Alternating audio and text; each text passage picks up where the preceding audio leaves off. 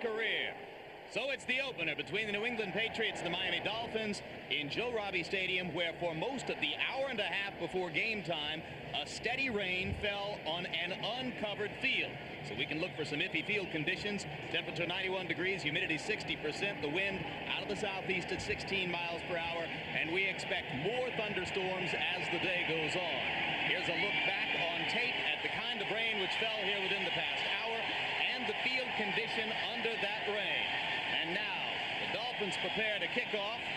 As Marino waits on the sideline, New England will receive, and the Patriots will have the ball to begin on offense as Pete Stoyanovich tees it up 1 inch above the grass, and Corey Kroom and Ray Crittenden wait near the goal line to receive for New England.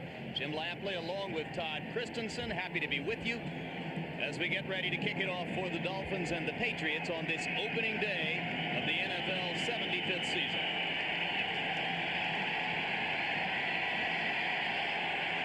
Just filling the seats now in Joe Robbie Stadium. The rain abated within the past 10 minutes. And Stoyanovich's first regular season effort off the new 1-inch tee goes to the 8-yard line. Crittenden takes it and gets it back near the 30. And on first down, second-year quarterback Drew Bledsoe to pull the trigger for the Patriot offense. Throwing on first down, complete to fullback Kevin Turner. Second down, 3 yards to go for a first down for New England. Number 44, Marion Butts, gets his first regular season carry as a Patriot, and the Dolphins stack him up short of a first down. Marco Coleman making the stop from his defensive end position. And just based on what you saw there of Marion Butts and what you can see of the field position, it is going to be a struggle for running backs in that part. Marlin organization, clearly the eternal optimists, keeping the infield here. It is going to be difficult in the course of the game because of the fact, as you mentioned earlier, Jim, I think there are going to be some more rains, and the mudders are going to be key to the success of both teams today. Coates was in motion. The give was to Butts, and the Dolphins make the second critical run stop of the series.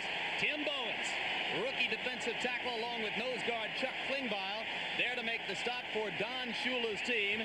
And the Patriots will be forced to punt from the muddy infield area. Rookie punter Pat O'Neill coming on, and this is not the way he would have envisioned his first NFL punt, Todd. Certainly not. He's going to have to show that he has the composure to, despite the treacherous footing, get a ball off.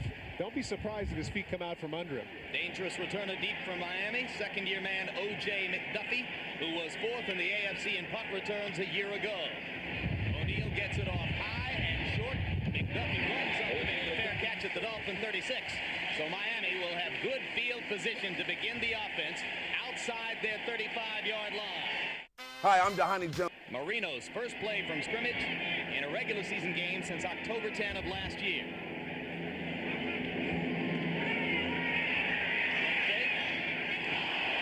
And in and out of the hands of tight end Keith Jackson, number 88. Keith Jackson is somebody whose work ethic has been questioned. Should have had that ball.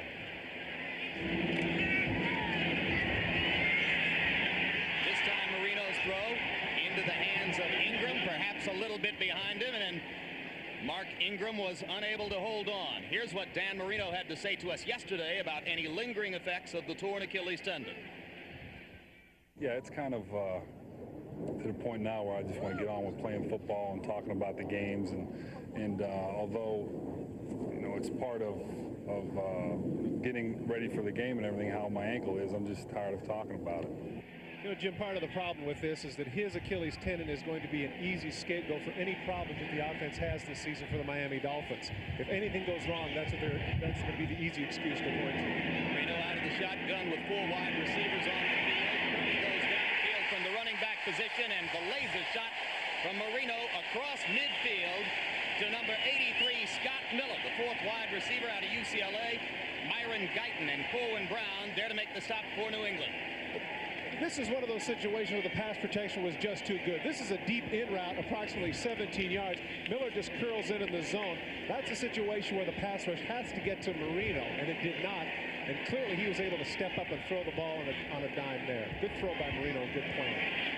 First down of the football game belongs to the Dolphins. It's at the New England 48-yard line. Kirby and Myers behind Marino. He gives it to Terry Kirby. And and the second-year player out of Virginia has a couple before Mike Pitts makes the stop from defensive end for New England. Last year, Terry Kirby had 75 catches, second most by a rookie in history of the National Football League. In fact, I think it was Keith Jackson, the other great rookie pass catcher. But the rushing is really the issue there. 3.3 per carry and 390 yards. Clearly, Super Bowl history has taught us that to get to that distance, you have to have somebody that can carry the ball 20 times a game. And right now, even Don Shula admitted to us that he's not sure that he has that back on his roster. Second down, 7 at the New England 45. Marino under center, gives to Kirby again. Good hole. And Kirby gets it down near the 40-yard line. Marty Moore, number 58, is the man who makes the stop for New England, and you got to expect the Dolphins are going to try to go right at him. Accentuating this point, Jim, is the fact that you look over the last 4 years, and clearly the passing game is non-pareil, as everybody's aware of with Dan Marino. But the rushing statistics are the big problem. Interesting point, in 3 of the Super Bowls that the Miami Dolphins were in the 70s, and with David Woodley in 82, in rushing, they were 1, 2, and 3 during those years. And Shula is cognizant of that, hence the reason why this year they're trying to accentuate the rushing game. Third down 2. Is it a run or a pass for Miami? In years past, the Dolphins might have gone to the air. This time they try Kirby. And on a slow starting play, Kirby is stacked up short of the first down. Tim Goad, number 72, making the stop from his nose guard position for New England. And isn't that great? There's your classic look of a nose tackle right there. Face in the mud. The vertical jump by Kirby didn't affect him at all. He got right underneath him. Great play by Tim Goad. And as best we can tell from this vantage point, it looks like they're going to go for it. Fourth down 1. The ball is at the 39-yard line. It would have been a 56-yard field goal attempt for Stoyanovich had the Dolphins elected to go in that direction. Now they line up, appearing ready to go for it on 4th and 1. Give this to Kirby. Football is loose in the air and is picked off in the air by Myron Guyton of the New England Patriots. Marty Moore, number 58, the last player drafted out of Kentucky, was the man who made the hit in midair that forced Kirby to cough up the football. And how exciting for Mr. Irrelevant, the last pick in the draft. Watch number 58 stick his head right in there and strip the ball from Kirby. Guyton picks it out of midair. Big turnover for the New England Patriots, who are back on their own 40 when we return. One of the great human interest stories this year is Marty Moore, the last pick of the NFL draft. He's going to knife in here, and Kirby once again goes with the vertical jump. The ball is going to pop out, and Myron Guyton is going to come over here and make the catch. What an engaging young man this Marty Moore was, Jim. Yeah, terrific guy. Great positive attitude. As we said, Mr. Irrelevant, the honor which is accorded to the last player taken in the draft. On first down, Bledsoe throws to the recently acquired Leroy Thompson. Picked up to be a third down back and perhaps to spell butts at tailback. Gene Atkins knocks him out of bounds, but it's a big gainer for the Patriots into Miami territory at the 40-yard line. Well, people forget that Leroy Thompson was the man that took the place of Barry Foster last year and led the Pittsburgh Steelers in rushing. So it's not as if he's just a specialist out of the backfield catching the ball. He can run with it after, and you can see right there he delivers the forearm. Good first down gain for the Patriots. Call it the 39 of Miami. Patriots' first down of the game. Turner in motion. Bledsoe gives it to number 44, Marion Butts, and Butts is again stacked up by the Miami run defense. Chuck Klingbeil moving well laterally from the nose tackle position. This is a situation where the counter trade just took too long to develop. Take a look, though, at the inside linebacker, Chuck Bulla, the one who a lot of pressure is on him. Take a look at number 54 with the wide eyes, a la Mike Singletary. Pat Harlow gets a pretty good whack on him, but he's able to come in and at the last minute contribute with Klingbeil on the tackle. Loss of 1 on the play, second down 11. Butts so far unable to get on track for the Patriots.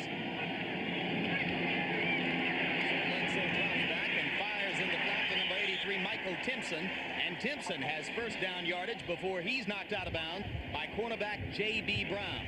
Take a look at how quickly Bledsoe gets the ball out to Timpson. Timpson's going to come out of his break, and the ball is right there. Watch number 83. There's the break. There's the ball. He never breaks stride. Then he cuts upfield. Normally, when quarterbacks throw this ball, Jim, this is a 7-8 yard gain tops. But because of Bledsoe knowing the offense better, getting the ball out to Timpson on the run, that's a first down. I think that's one of the key differences between Bledsoe last year and this, his sophomore season. Timpson was man up in the slot with Troy Vincent, and Vincent looked a little hesitant. On first down now, Butts breaks loose. Oh, man. There's a flag down as Marion gets gets it down to about the 22-yard line. One of the least fun things is to have to be a safety and to come up and take on Marion Butts. What a lick he put on. Oh, man. People forget that at 6'1", 248 pounds, this is a man that was timed in 4.55 in the 40. And when he gets it going, this is a load. And here's referee Gordon McCarter. Face mask, 5-yard penalty, number 37 defense. 5 yards, the penalty's enough for a first down. I think that was just a matter of J.B. Brown holding on. Take a look at the momentum that Butts is going to have coming into the left hole. Once again, counter trade. Here comes the fullback coming through. Does a nice job sealing. Atkins comes up and he just runs right over the top of Atkins, and Brown catches his face mask and tacks on 5 yards. So it's first down, 10 to go with the ball at the 16-yard line. Butts gets it down near the 11. Brian Cox makes his first stop of the game from outside linebacker for the Dolphins. Did you notice how tentative Atkins was there as opposed to the last time? He comes up a little bit slower, and you can see Brian Cox is holding on for dear life. You mentioned earlier a couple of series ago that Butts was having a hard time getting on track. Those two runs are going to do a lot for his confidence. Butts looked on to be the battering ram for Parcells in New England that Otis Anderson was a few years back in New York. On second down 5, it's Butts again, this time off the left side.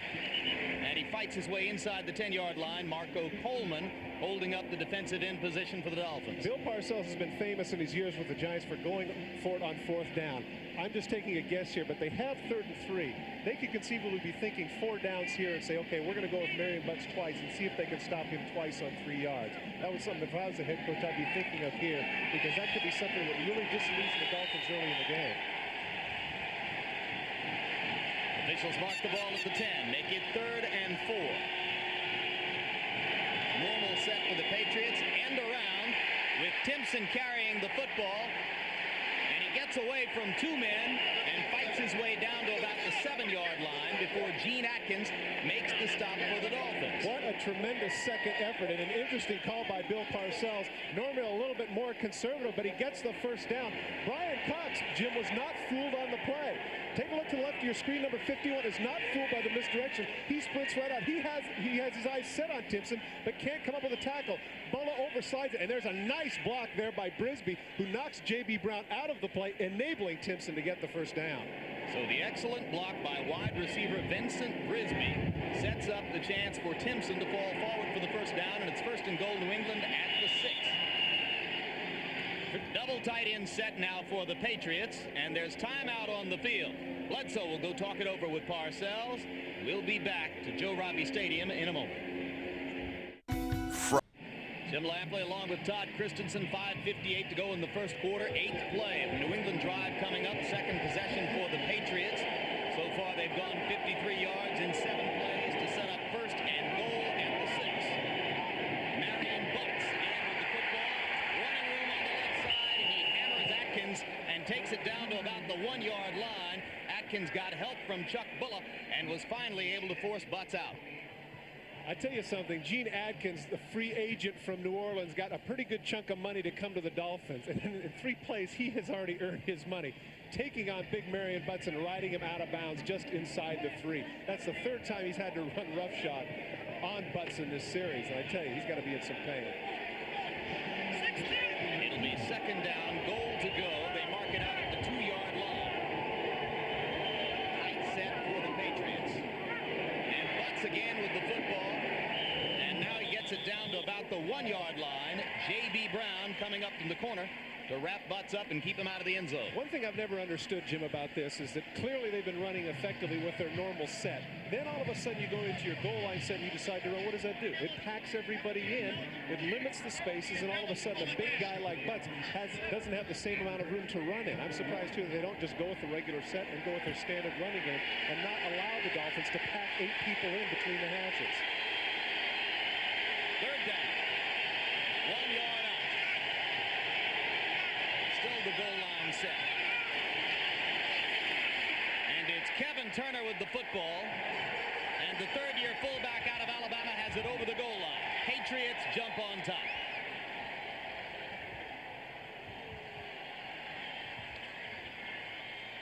Well, New England had been a little predictable, going to Butts every time down. Now on 3rd and 1, they opted to go to the fullback. And the youngster who had a 69-yard touchdown run in the last game of the exhibition season shows his mettle. All you got to do is, here they get a stalemate. They don't push anybody off the ball. Actually, the Dolphins do a pretty good job of holding up, but all they need, and the 235-pounder got it for them. And out of Scott Zolak's hold, Matt Barr adds the point after touchdown for the Patriots. So with 4:44 to go in the first quarter, New England leads 7-0. Patriots went 59 yards in 10 plays to score. This was the key play of the drive on 3rd and 3. They go with the reverse, and it doesn't surprise anybody. Brian Cox has it, but instead he's able to avoid him. Watch Vince Brisby now come up with a big block on J.B. Brown that enables Timpson to reach forward, get the first down. That was the key play of the drive, setting up the touchdown plunge by Turner. Of course, so we come back live, and O'Neal gets ready to kick it off for New England with McDuffie and Spikes waiting. They kick it to McDuffie's side of the field. OJ gets it across the 25 to about the 28-yard line. Pretty good kick coverage under the circumstances for the Patriots. Now 1st down 10 for the Dolphins at the 28-yard line. And Kirby on 1st down has a couple across the 30 to about the 31.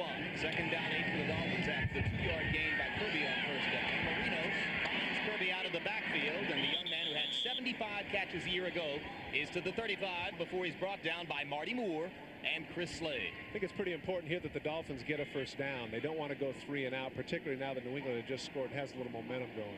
4 wide receivers on the field for the Dolphins. The dime on for the Patriots. 6 defensive backs.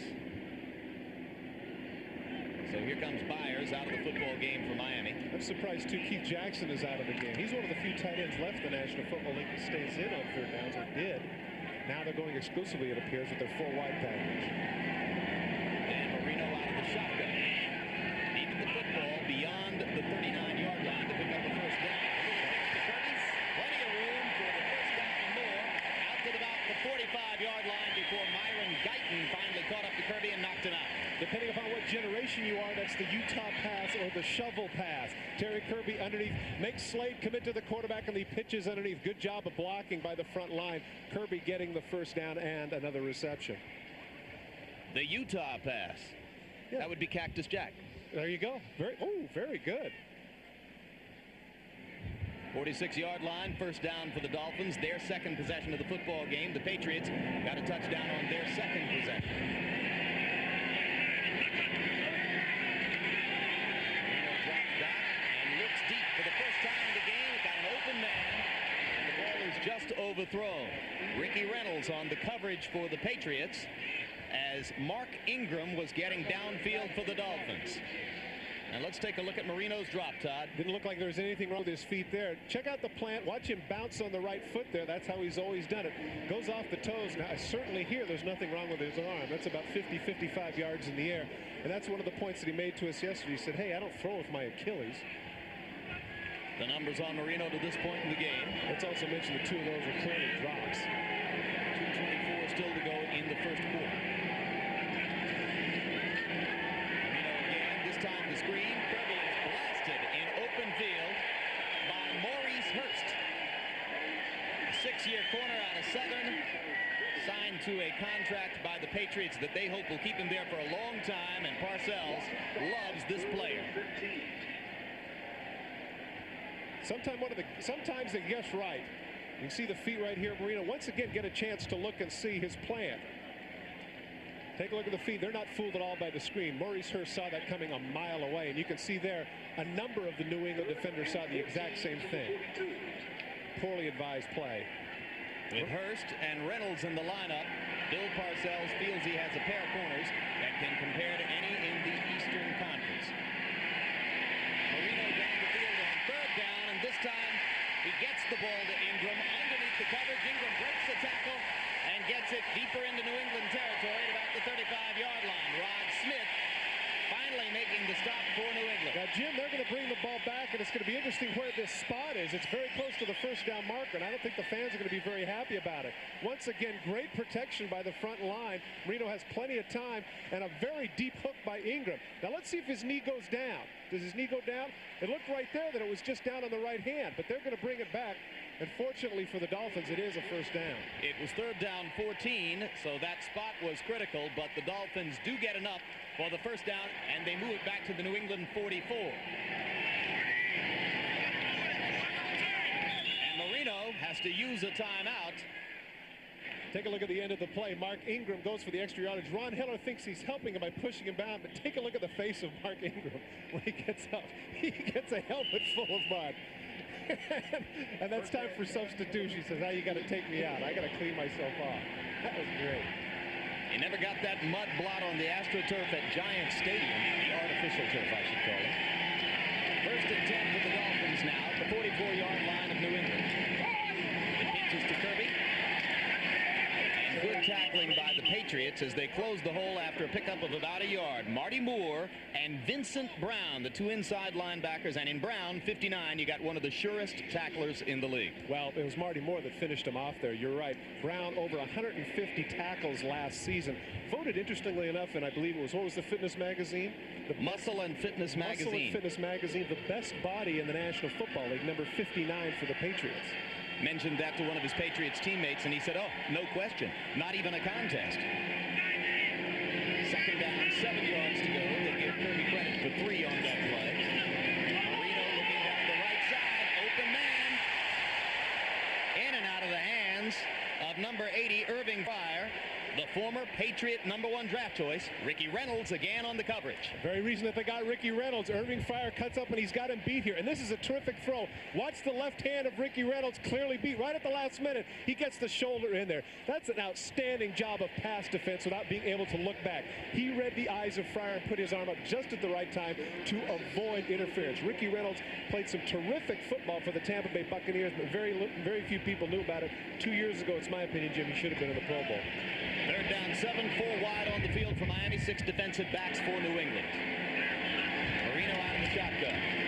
Last play of the quarter. The heart in the throat of Don Shula as Marino dives inside the 35 down to the 32-yard line for the first down and gets a huge ovation from the crowd. In 18. It's amazing what adrenaline will do for you. Here he is coming off the big injury. Everybody's saying, geez, you can't run, Dan. It looks bad. You've struggled over the last 2 weeks. Now, all of a sudden, the regular season's here. The endorphins have kicked in. There's no limp there at all. Diving forward to get the extra yardage, face in the mud. That's somebody that, forget the money, forget the All-Pros, forget the Hall of Fame. This guy's a competitor. He loves to play football. And after converting a 3rd down into a 1st down for the Dolphins, Marino now prepared to try to take them in from the 32-yard line, the New England Patriots, as the 2nd quarter begins. Patriots have had the football twice. They scored on their 2nd possession. This is the Dolphin possession of the game. 10th play of the drive. Under pressure, Marino fires over the middle, complete to Ingram. 2nd and 1 after the 9-yard completion to Ingram. Kirby with the football, flags down as he gets first down yardage inside the 20 to about the 18, and we'll await the call from referee Gordon McCarter. Could be a hold. Or it could be a hand to the face.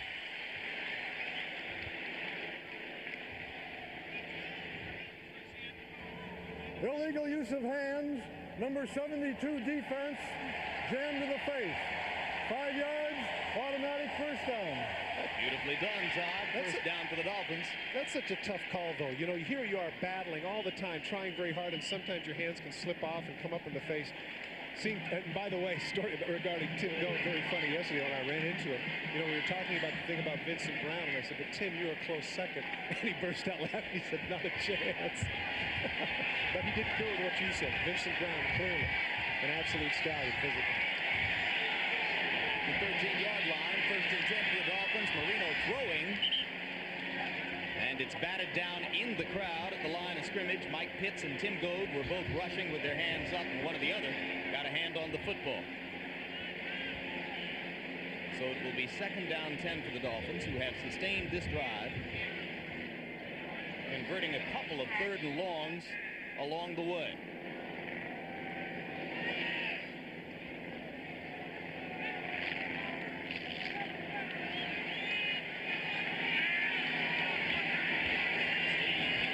Fill up after the hour-and-a-half looking for Marino, and he finds the target underneath. Terry Kirby down to the 2-yard line. Vincent Brown there with the tackle. Watch to the left of your screen. One time, Chris Slade is finally going to get around Richmond Webb, but this is the advantage of the quick release. Looks like he's going to get creamed at the last minute. That flick of the wrist, getting the ball to Kirby. Dan Marino has, without a doubt, the quickest release in the National Football League, and it just frustrates defensive linemen. Look at him set up. The right foot planted. You know, one of the things he emphasized to us yesterday, Jim, was the fact that he said, look, all that other stuff was practice in preseason. You never know what's going to happen when it really starts. The big show, meaning the regular season. And on first and goal at the 2-yard line, Kirby is stacked up short of the goal line. It'll be second down from inside the 1. Marty Moore and backup linebacker Dave Bavaro, number 52, there to make the stop for the Pats.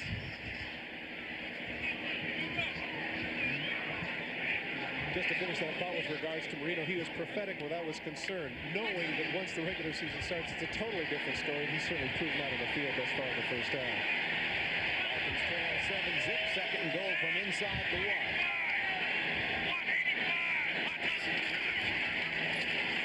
Kirby again, and again, the middle of the New England defense is more than equal to the task. Goad and Brown stacking it up there for the Patriots. And a flag is down on the far side of the field.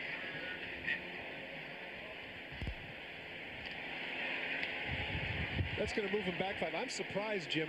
3 times now Kirby has jumped, and 3 times it's failed. One time he jumped up, he got stuffed. The other time he fumbled. Now this time he gets completely enveloped. 2 men moving and not resetting before the snap.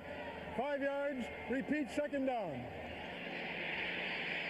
So now an entirely different situation for the Dolphins as they'll move the football out to the 6-yard line.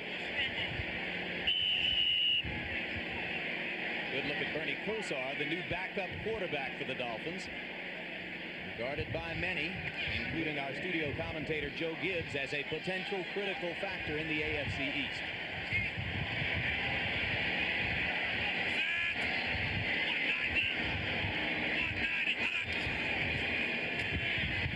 Ingram with the catch. The ball popped up in the air and picked off by Dwayne Sapp. He's out of bounds at the 9. This is all for nothing.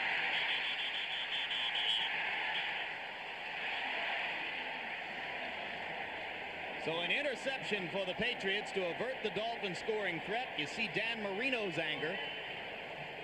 The ball was into the hands of Mark Ingram, number 82, and then popped back up.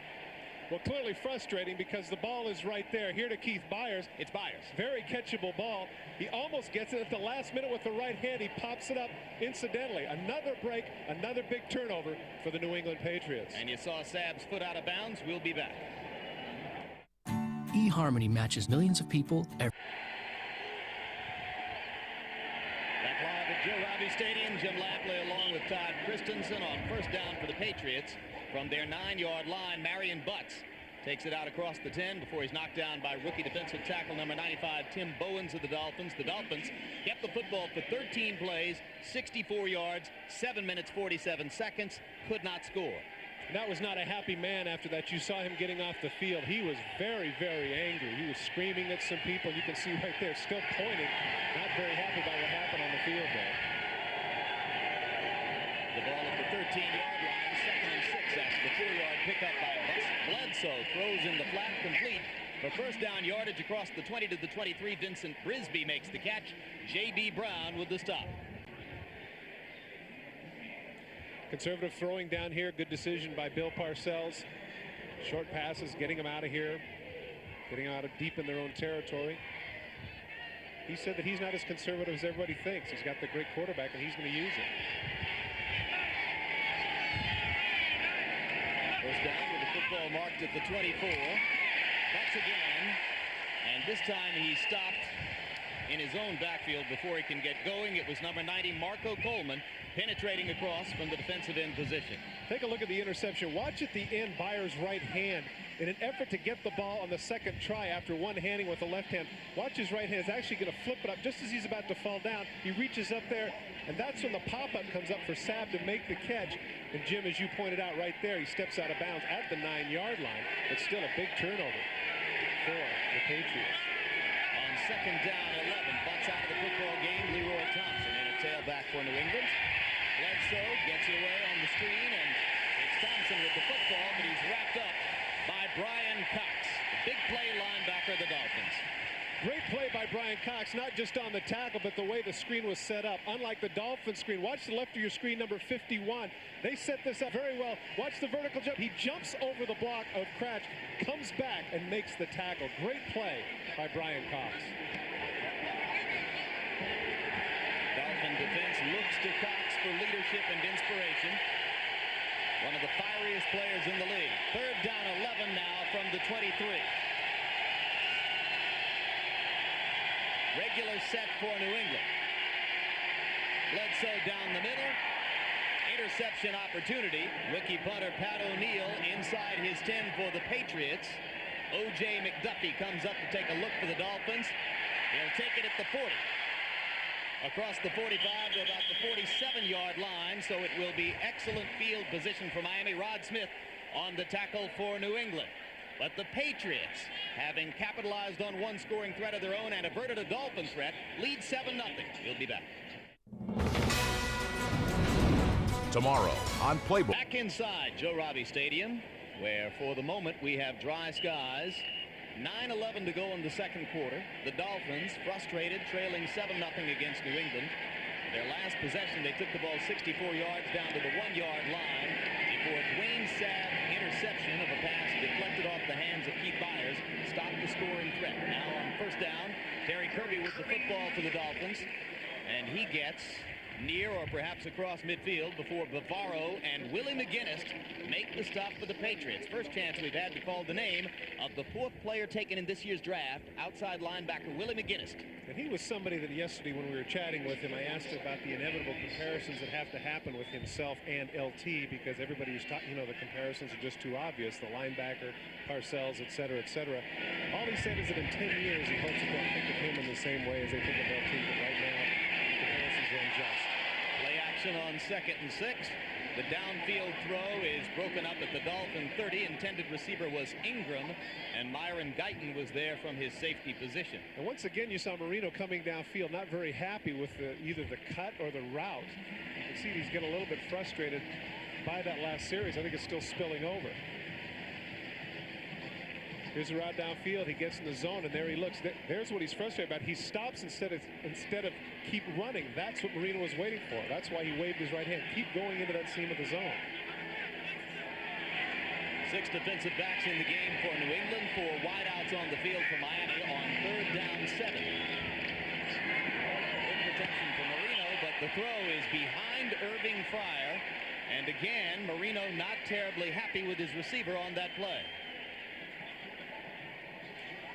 Here's the young pass rusher, number 55. He said it was difficult to adjust to going from a stand-up position because he played defensive end in college. Ron Hiller there does a nice job saying, welcome to the NFL, rookie. It's not going to be that easy. So Willie McGinnis goes back to the sideline. Jim Arnold comes on to kick it for the Dolphins. Arnold in his 12th year in the league. Long time with the Lions. Before that, a few years with Kansas City. Ray Curtin deep to receive for New England. Christensen takes it at the 10, gets away from the first man. Near the 20, he's knocked down at the 19-yard line. Chuck Bullough, number 54, downfield to make the tackle for the Dolphins. It's 7-0 New England, and we'll be back. Overstop. Back live, Patriots sideline in Miami. Cool zone. Yeah, that Tim Goad, he's a cat that likes it. He's a cat that really likes that cool zone. He grooves on the cool zone. Temperature 91 degrees on the field at game time. 1st down and 10 for the Patriots just inside their own 20-yard line. Play action, Bledsoe looking downfield, and he's got his man. Michael Timpson is out of bounds at midfield, knocked out by Michael Stewart, but a 30-yard pickup on 1st down for the Patriots. Short corner by Michael Timpson. He runs not the deep corner, but the short corner underneath. Watch number 83 here. Weave a little to the inside, break to the out. Not as deep normally, but look at the throw. Right on the mark between 2 defenders. Nice throw by Bledsoe. Dolphins picked up Michael Stewart to play strong safety as a free agent from the Rams. The knock on him is that he can get beat deep from time to time. But clearly that was his zone coverage, and he certainly doesn't match up man for man with Timpson. On 1st down, Butts, the football across midfield to about the 49-yard line. It'll be second down for New England after the tackle by Chuck Bulla from his middle linebacker position. Rick Meyer set an NFL rookie record last year with 2,833 yards passing. But what if Drew Bledsoe had played all 16 games, Todd? Well, I think that clearly he would have been past Meyer, and everybody got excited about the records that he set, but there's the projection if he'd had those other 3 games. 3,000 yards and 18 touchdowns by a rookie in his inaugural season in the NFL. That'd be nothing to sneeze at. On second down 7, butts out of the game. Thompson in at tailback. You see the numbers on Bledsoe. This is Thompson. Good yardage down to the 45-yard line. J.B. Brown making the stop from his corner position for Miami. Bringing in Thompson is a little bit of a change of pace. They get used to getting banged around with butts between the tackles, and suddenly they have a guy that can bounce to the outside. Thompson is somebody who really didn't necessarily get his due in Pittsburgh, didn't get his opportunities because of Barry Foster. And of course, the rumor was that they got him because of the injuries to the others. I think that if everyone would have been completely healthy, they still would have wanted to acquire Leroy Thompson here in New England. It was crowded for a while in Pittsburgh with Barry Foster, Tim Worley, and Leroy Thompson. Now only Foster remains. Third down, 2 yards to go for the Patriots. Need to get the football to the 42 for a first down. Flags down as Thompson is thrown for a loss. It was Chris Singleton, number 55, who burst across the line for Miami. I don't think that New England got the playoff in time, but Gordon McCarter didn't like the way he was hit, and I think he's going to call a personal foul.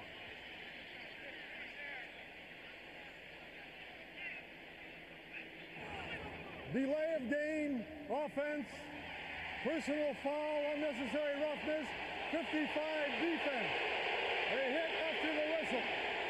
By rule, the 5-yard penalty is declined. We enforce for the major penalty. Yes, sir. Terrific break for the Patriots, and the story there, of course, is that Singleton was in 1990 New England's first-round draft choice. Yeah, interesting point here is the fact that Singleton, how many times have you seen that, Jim, where in a situation there's a hit after the whistle, it looks like it's, well, everybody's no big deal, the whistle's blown. That time Gordon McCarter decided that's enough, I'm throwing the flag.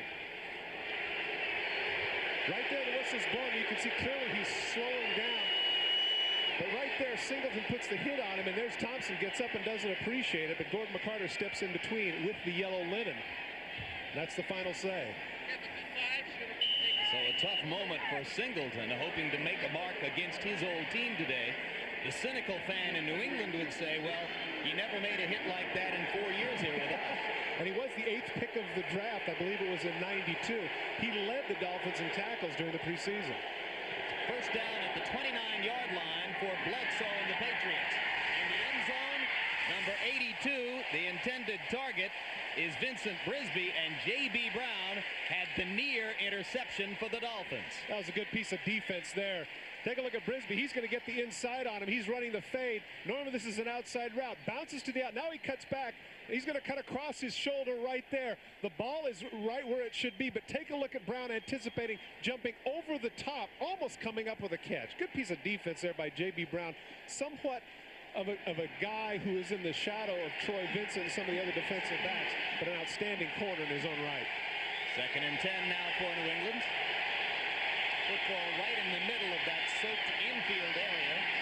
It's Kevin Turner with the reception, and Turner is close to the first down as he's knocked out by Michael Stewart down at about the 22-yard line. I say close to the first down. Let's knock that back to a gain of about 7. It'll be third down 3. Kevin Turner is in that mold of great fullbacks who catch the ball out of the backfield and do all the dirty stuff and block, but he has great hands. You see, very reliable, and that's where Bledsoe goes to him, is when he needs that 6 and 7 yards. He reminds you a lot of Tom Rathman, Daryl Johnston of the Cowboys. I started to say, he's kind of a poor man Daryl Johnston, isn't he? I think in another year he won't be poor man's anymore. He looks good today.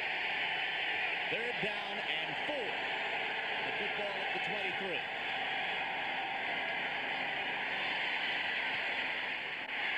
Underneath to Michael Timpson, and Timpson is close to the first down as J.B. Brown wraps him up from behind. It looks to me as though he's got the necessary yardage to move the chains. And one of the advantages, Jim, of being in the mud, if you notice this, is when Bledsoe went back to pass, when he faded back, the pass rushers couldn't get anything going. Timpson just runs what's called a little delay route. Looks like he's going to go someplace, but instead just circles up underneath the zone. The Dolphins a little bit too deep to prevent the first down.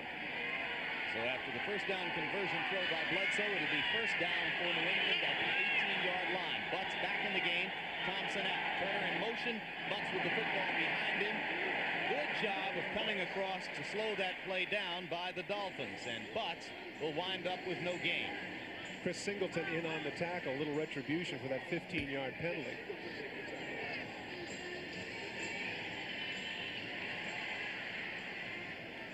One of the effective things of this drive, Jim, is not simply the fact that they're getting into scoring position, but they're taking a lot of time off the clock now at 4:30 and running. And everybody that knows anything about the NFL says that the best way to stop the Miami offense is to keep Dan Marino on the bench. Patriots have played their game plan to perfection in the first half, mixing the run with the pass, possessing the ball for long periods. 2nd and 10 into the end zone, picked off. Brisby was the intended receiver. The man who elects to bring it out of the end zone is number 23, Troy Vincent.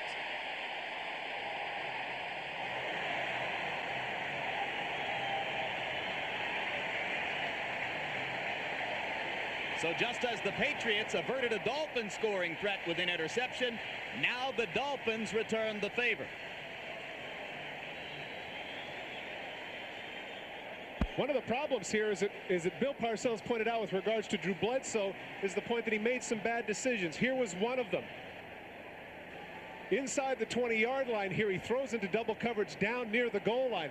Take a look near the goal line, right around here. That's double coverage. Look at the two Dolphins waiting on the ball. He forces it up there, and the tip by Adkins enables Vincent to come up with the football. And Vincent, as you saw, got it out to the 9-yard line after choosing to bring it out of the end zone. So Adkins and Vincent teaming to force the interception, and the Patriots come up with no score. On first down, Terry Kirby with the ball for the Dolphins, and flags fly as Kirby gets across the 10 before being knocked down by Ray Agnew. Marino was screaming back there, screaming for the face mask penalty, and then finally Gordon McCarter saw it and said, "Okay, Dan, I see it," and he threw the flag.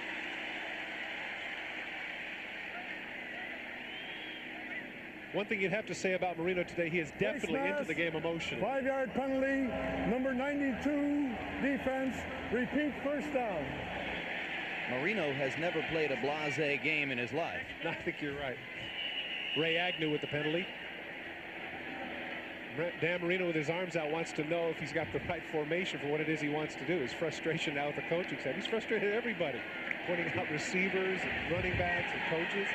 Well, the Dolphins didn't play very well in their last 2 preseason games. So they needed to reshuffle things a little bit coming in here today.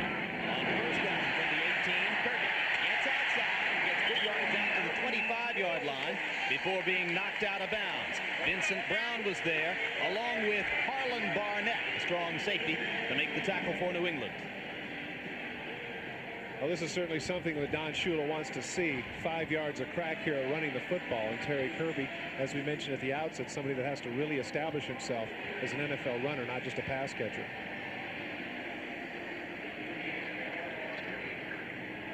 There are the numbers on Kirby.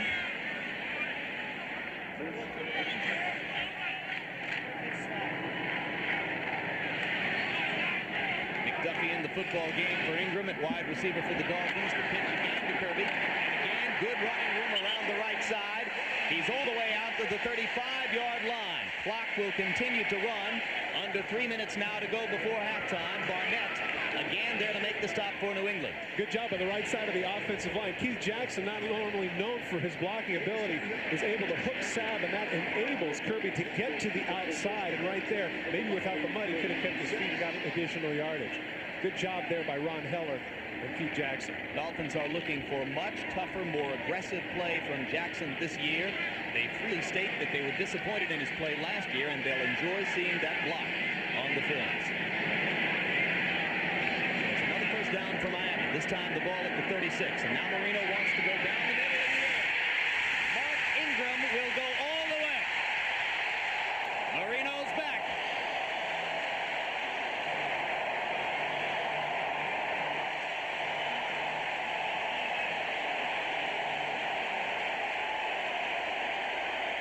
A 64-yard touchdown pass is the 299th of Dan Marino's career. Stoyanovich to tie the football game.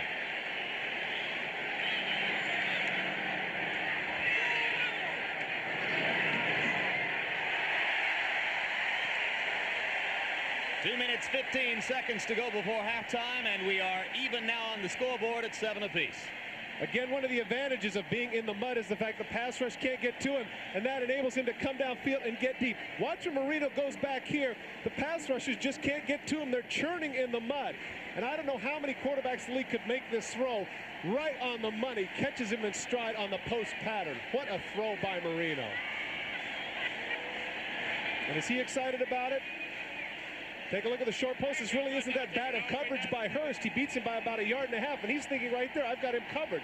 But that throw can't be any better. And you see Dan Marino, he's going to point to the sidelines as excited as he is. That's thanking Gary Stevens for the call. Touchdown. Yes.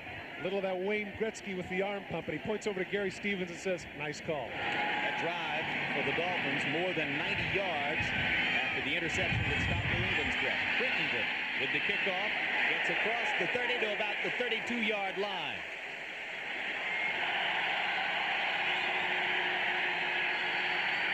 Bledsoe pumps twice and finally looks for number 82 Vincent Brisby, and Brisby was unable to gather it in.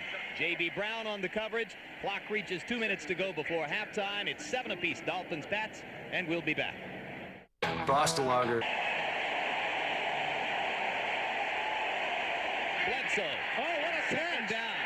Spectacular catch by tight end Ben Coates. Coates' first catch of the football game, and what a way to reintroduce himself to the Dolphins secondary. Free safety Gene Atkins made the stop for the Dolphins. When I asked Bill Parcells yesterday, I said, contrast him with Mark Bavaro, and he said, well, you know what? He's bigger and he's faster. And what hands there. Diving catch. Great job by Ben Coates. First down in Dolphin territory. It's Leroy Thompson with the football. Chuck Bulla making the stop for Miami after Thompson has a gain of about 4 yards across the 40 down to about the 37-yard line. Clock running. Bledsoe hurries the Pats up to the line. And that's Kevin Turner coming out of the backfield to make the catch and move the chains with a first down for the Patriots at the 30-yard line. Frankie Smith makes the stop for the Dolphins. Patriots use a timeout.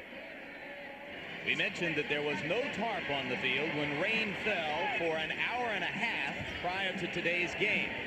And as a result, the baseball infield section of the field is a quagmire. And you see players attempting to adjust to it on a play-by-play basis. An interesting Bud Grant, the great coach of the Winnipeg Blue Bombers and later, of course, the Minnesota Vikings, made the point that when it was muddy, when it was bad field conditions, that's when he wanted to throw, because all of the advantage was to the offense. They couldn't cover and they couldn't pass rush as effectively in quagmires. Marino threw the 64-yard touchdown shot to Ingram out of that muddy quagmire. In it, Bledsoe completes to Vincent Brisby. J.B. Brown knocks him out of bounds. Patriots stop the clock with 1 tick under a minute to go before halftime. I guess it's too easy to say that a year later he has a lot more experience, a lot more poise, et cetera, but it does look to me like he's much more in command of the offense. He doesn't look like he's questioning anything that comes in from the sidelines. He's much more self-assured than he was last year, and of course the issue too is that he's healthy. Parcells' quote on Bledsoe in that regard, and it's typical Parcells, well, at least now he knows that there's a lot he doesn't know. It's better than last year when he didn't know how much he didn't know. Second down 3, play fake. Bledsoe has a man. What a catch! That's a Turner held on. Troy Vincent with the hit.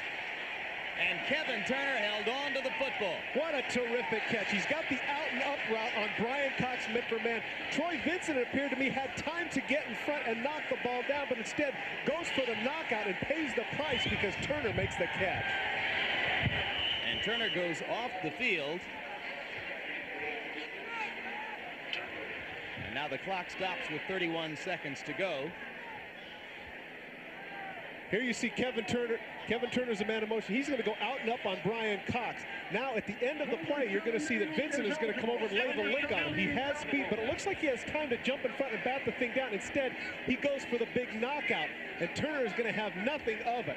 What a great catch by that young fullback, hanging on and taking that shot from Vincent. Knowing that it's going to come and still making a catch. Second or third terrific play in the football game for Kevin Turner, the third-year player out of Alabama, and after a one-play absence, he is back on the field. Now that's some toughness there. Vincent's got to be thinking, who is that guy? Well, you know, the other thing, too, is we talk about Kevin Turner, another one of the unsung heroes. We talk about all the good things that he does. He's the lead blocker for Thompson and for Butts. He's a protector for the quarterback.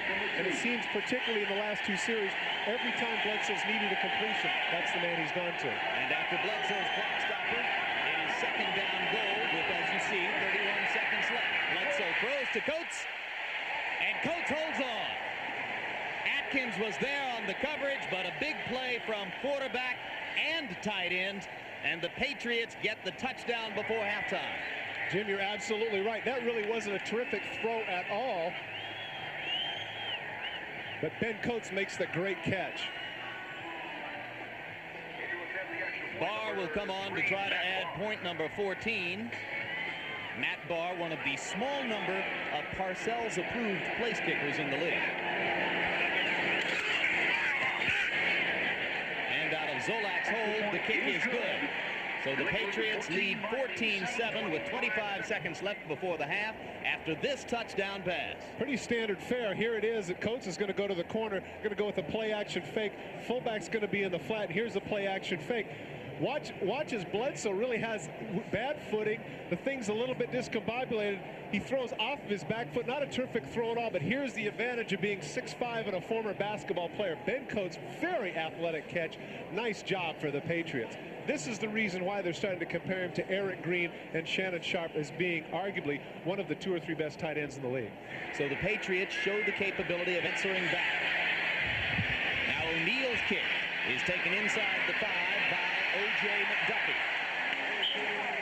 And McDuffie gets out across the 25, out across the 30 to about the 34-yard line. Leroy Thompson making the stop for the Patriots. Marino will have 4 wide receivers on the field. They'll be going against New England's 6 defensive backs. Terry Kirby is the only setback in the game for the Dolphins. Make it 7 defensive backs now on the field for the Patriots.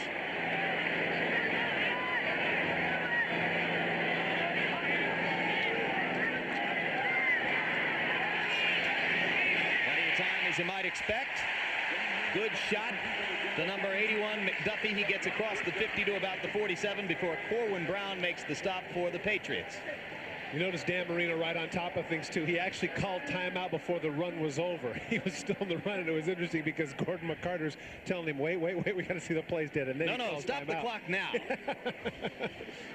He's not going to run that much farther anyway. And that man's not very happy. He's saying to himself, we've got 7 defensive backs. How could you let that happen? Ricky Reynolds, his high-priced free agent, he's screaming at him, not pleased at all. That's not what he was saying about Reynolds behind his back yesterday, when he was considerably more courteous to the new acquisition. Well, there's something about the sidelines, Jim, that gives you the idea that it's very different. The emotions are high. Dan Marino the same way. Very, very passive yesterday, very casual, and all of a sudden he puts on the uniform, and it's a different situation. It's a Jekyll and Hyde. The season has begun. Good. Parcells blistering Reynolds there, much the way he consistently blistered his rookie quarterback Bledsoe in front of Patriot crowds at Foxborough a year ago. Well, in this case, I think it was very justified. You got 7 defensive backs. There's no way you should be giving up a nearly 20-yard gain there. From the 47. It's time for as many as 3 plays, maybe only 2. Catch against the 7 defensive backs. This time it's Scott Miller who gets in front of Rod Smith downfield at the 26. And Parcells goes from furious to triply furious. Dan Marino makes this throw before Miller looks clearly right here. What a throw. Miller just now coming out of the break. You can see it right on the money. What a tremendous throw. And just like that, with a lengthy kickoff return and 2 Marino throws, the Dolphins create a scoring opportunity at the end of the second quarter. Stojanovic will try to kick this one through from 43 yards away.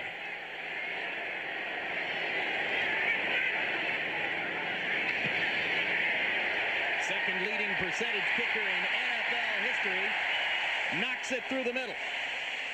So 3 points hard-earned for Miami to close out the half, and the Dolphins go to the dressing room trailing 14-10. NFL. And to start the second half, O'Neal kicks it off for the Patriots.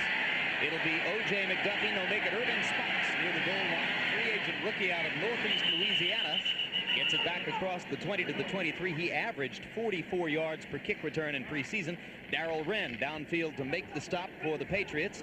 And Marino with one last visit to Don Shula before coming onto the field to lead his troops in a 14-10 football game. Yeah, I can't really emphasize enough, though, Jim, at the end of the first half. New England really had it all going for them. And so you're saying to yourself, you kick off with 26 seconds left. No big deal here. You know, we'll hold them. We'll get out of here. Instead, Marino hits 2 darts, gets them down in field goal position. And not the momentum is completely back with Miami, but certainly they have to be feeling a lot better going in 14-10 than down 14-7. Well, it's just outside the 23 near the 24-yard line as Marino and the Dolphins get started. Terry Kirby gets the call on first down.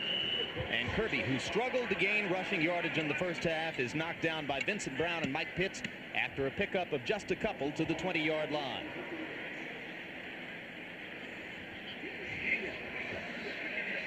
"12 rushes, 42 yards for Kirby.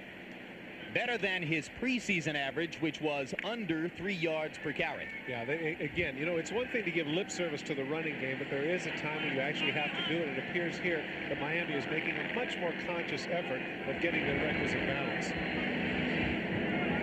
Second down, 8 from the 20. Kirby again to the right side, and no one on the New England defense is fooled. Pitts was there one more time, as was Tim Goad coming over from the nose tackle position. Good pursuit on the part of the Patriots inside people now, forcing a 3rd and long. Dime defense on the field for the Patriots. 6 defensive backs as Goad goes off, along with Dwayne Sabb. 4 wide receivers in the football game for Miami.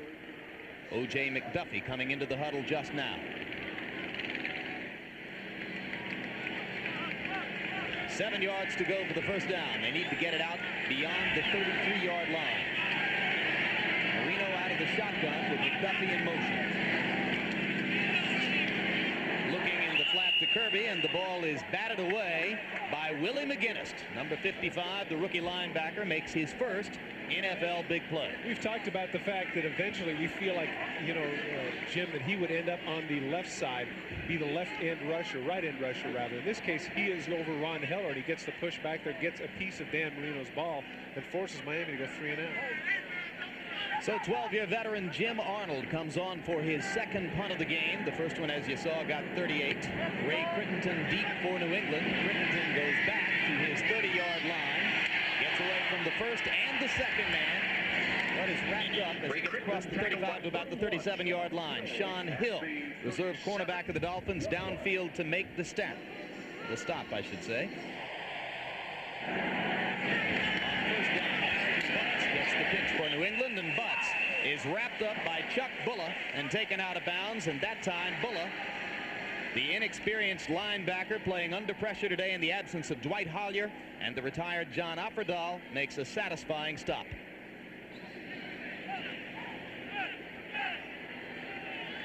Chuck Bulla, 8th-round draft choice a couple years ago on the part of the Eagles. Practice squatter who played in 3 games for the Dolphins last year. He was quite calm in our discussions yesterday about the prospect of starting the game today. And he's held up reasonably well. Second down 10.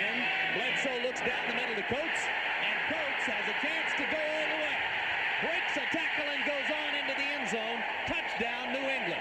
Gene Atkins was the man with the last chance to prevent a 63-yard touchdown play, and he couldn't get it done. And just as you mentioned Chuck Bulla, Jim, that's what happened. They caught him in coverage. It was an inside-out situation for Bulla. Had Ben Coates man for man, and Drew Bledsoe saw it, got him the ball, and he went the distance.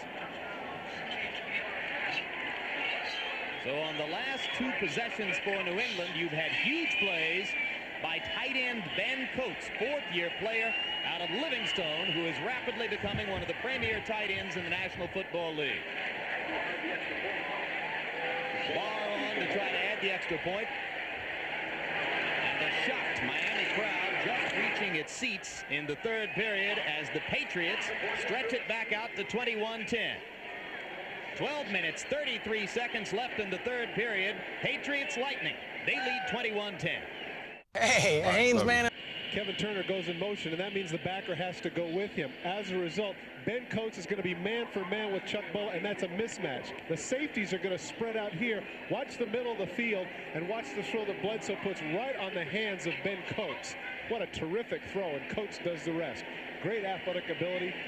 Runs right through between stiff arms Atkins and goes the distance. And as we come back to live action, O'Neill's kick is taken by O.J. McDuffie. McDuffie gets past one man and then is run out of bounds at about the 26-yard line.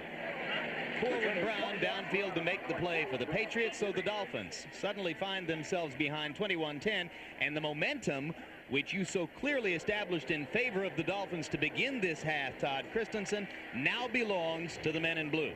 Yeah, the fact that they went 3 and out really hurt them, and let's face it, Bledsoe and Coates, man, that was sweet. Huge play for Bledsoe. Second touchdown pass of the game for him.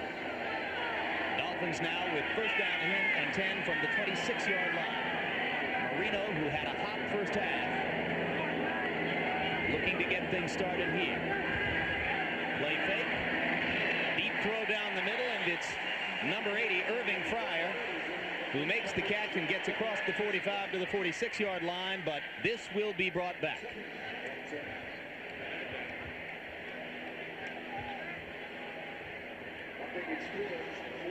Irving Fryer last year, a 1,000-yard season, one of only 7 players who have ever done that in history to have 1,000-yard seasons with 2 different teams. Take a look at that in the first 5 years of his career, only 31 catches per season. Now in the last 4, 60 per season, like fine wine, getting better. This was an incomplete call. Yes, they say that Fryer did not make a legal catch. It'll be second down 10. This time Marino drops straight back. Almost sacked for the first time today, but gets it away to Terry Kirby. And the Dolphins salvage a 6-yard gain out of what was almost a sack. It was Tim Goad who got in on top of Marino and almost got the sack. Here are the number of people. Look at the company that Irving Fryer keeps with regards to 2,000-yard seasons and 2 separate teams. A lot of very good players there. James Lofton, potential Hall of Famer. Wes Chandler, of course. Harold Jackson. Art Pell, the great one with the Raiders and the Jets. Del Schaffner, and of course the exuberant Tommy McDonald. I think you would make the case that Fryer, for all of his accomplishments, is the least accomplished name on that list. Good point. And he's been a very good player in 2 locations. Third down, 5 yards to go. Dolphins need to get the football to the 31 for a first down. Marino again under pressure. And it's almost picked off. Myron Guyton had it in his hands and couldn't hold on. Mark Ingram was the intended receiver. Willie McGinnis was the man who put the pressure on Marino. Well, what's happening now is they're starting to get some pressure, and he wanted to throw this ball just a little bit sooner. Myron Guyton able to sit there on Ingram, wait till the last minute. He's frustrated. He knows he should have had that one. Jim Arnold now comes on to kick it away for the Dolphins, and an angry Dan Marino comes to the sideline. Ray Christensen waiting at his 25-yard line. Christensen backpedals to the 20. Now steps through a gap and is belted and knocked to the turf at about the 26. It was Frankie Smith roaring downfield to make the stop for the Dolphins. 11:14 to go in the third. 21-10. We'll be back. No one would ever accuse Dan Marino of being a stoic. Seconds ago, this was his reaction to his offensive lineman in no uncertain terms, telling him that you got to keep me off my back. That was after Marino was pressured on both second and third down in the Dolphins' last possession. Now on first down for the Patriots, Drew Bledsoe, a little late delivering, and Troy Vincent breaks up the pass intended for Vincent Brisby. One of the things with regards to Vincent, of course, is he had had the knee problems. Good day for him to come back on soft turf. You know, Bill Parcells must have said something at halftime. I mean, personally, I think that halftime speeches are overrated in the 11 years I played in the NFL. But clearly, whatever he said was the right thing. The defense came out, stopped him on 3 plays, came back with a touchdown, and then really stopped him again. Indeed, the first 4 minutes of second half belonged to the Patriots. On second down, Butts with the football, has a gain of just a couple.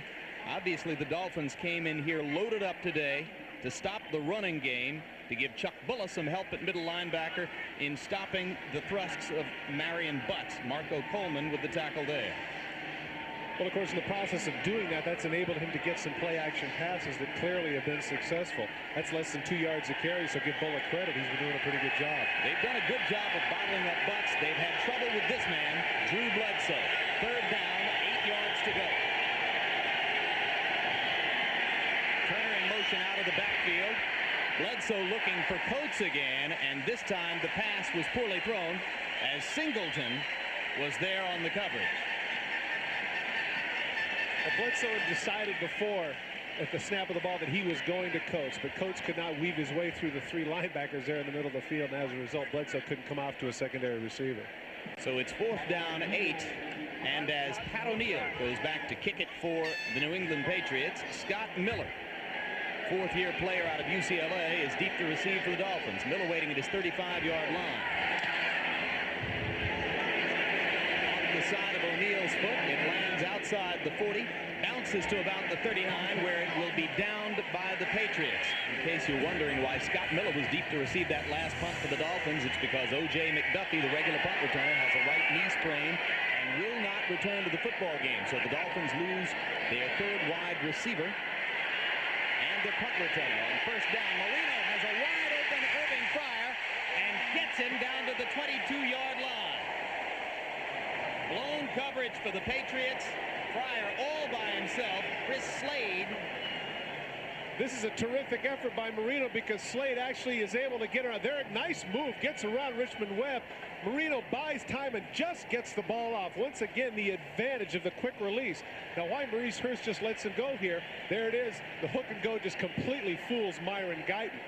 And it ends up being a pop-up, and it's not the touchdown they would have wanted. But because of the rush, I'm sure Marino will take it. Rookie free agent running back Irving Spikes, number 40, now in the tailback position for the Dolphins. Spikes has the football and about 5 yards as the Dolphins punch it down inside the 20 to about the 17-yard line. 5-yard pickup for Spikes, 2nd down 5 as the Dolphins try to regain momentum lost in the first minutes of the second half. Again, Spikes with the football, and now flags flies. He goes inside the 15 to about the 13-yard line. When 2 different officials throw the yellow flag at the same time in the middle, you know that's holding.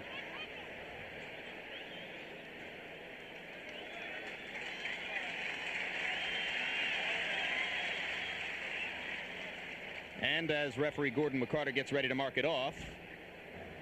Holding, number 65, offense, 10 yards, repeat 2nd down. Don Shula replaces Irving Spikes with Terry Kirby again. So the Dolphins with their regular personnel now back into the football game. And Marino makes the call on what becomes 2nd down, 15 yards to go. Ball at the 26-yard line. They need to get to an 11 or to the 11 for a 1st down.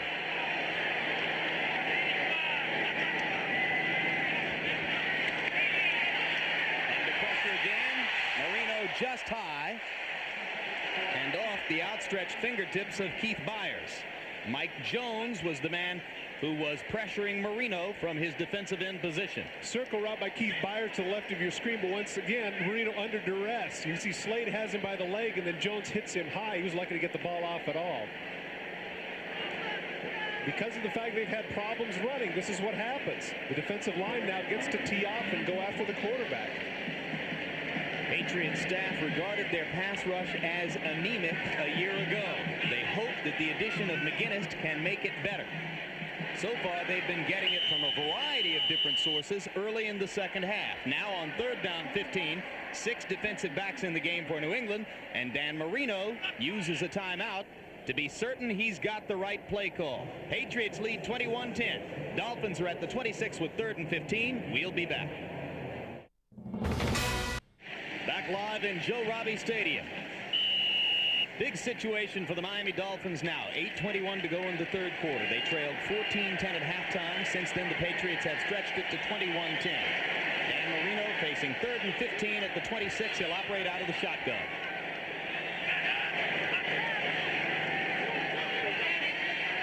Marino to this point 5 of 6 out of the shotgun. Make it 6 of 7. And Keith Jackson's first catch of the day is a big Dolphin touchdown. He beat strong safety Harlan Barnett, man up in the end zone for the touch.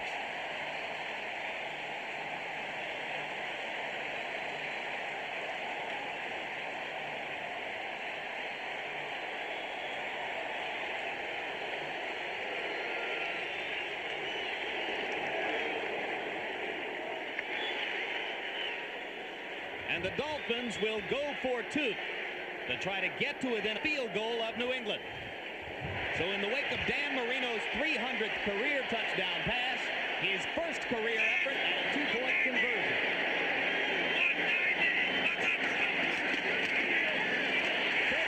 Is in there. Great call. Great call. Everybody's waiting for him to throw the ball. Everybody's up on their knuckles trying to rush the passer. They just push him forward. Great call by Don Shula, Gary Stevens. Well, 4 years ago, when they drafted Richmond Webb and Keith Sims, they were thinking of a left side of the line that could do exactly that. First, the touchdown. We haven't been talking about Keith Jackson much. He hasn't been part of it, but here he just runs the seam route against the safety. Take a look, though, at Dan Marino and how he buys time as he goes backwards and steps up in the pocket because the route takes so long. Take a look at Marino and his ability to buy time, stepping forward again, finally flicking the ball downfield to Jackson over the shoulder. Nice catch by number 88.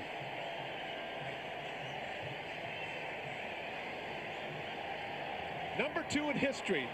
Only the second man in the history of the National Football League to throw for 300 touchdowns in a career. And to say he's pumped is an understatement. And there's a look at the vital numbers on that statistic. Fran Tarkenton, 342 career touchdown passes. That's the record. He did it in 217 games. In his 157th game as a Dolphin quarterback, Marino becomes the second ever to throw 300 touchdown passes. And now the crowd here in Joe Robbie Stadium responds to that announcement.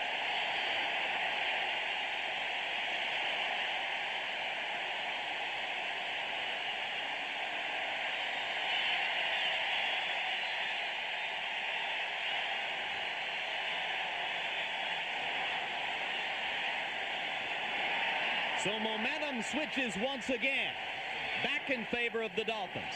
Stoyanovich readies to kick from the 30. Ray Christensen and Corey Kroon deep for the Patriots.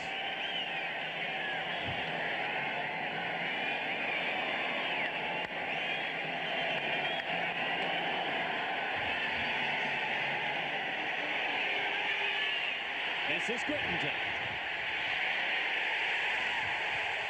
Excellent open field tackle by James Saxon, the reserve fullback, number 22. And take a look at the numbers right there. Again, the emphasis on 11 years. Not only that, Jim, 11 years, 60 games less than Fran Tarkenton to accrue that total. Amazing. First down for the Patriots. Bledsoe completes in the flat to Kevin Turner, and Turner, the battling Patriot fullback out of Alabama. Second down, less than a yard to go for New England after the measurement. Bledsoe down the middle. Number 82, Vincent Brisby with the catch. Big yardage across midfield to the 46-yard line of the Dolphins before Gene Atkins finally made the stop. Once again, the situation with the Miami Dolphins are going for a two-deep zone, and that opens up the middle of the field. Play action pass, 2nd and 1. Great call. Look at this. Look at the middle of the field.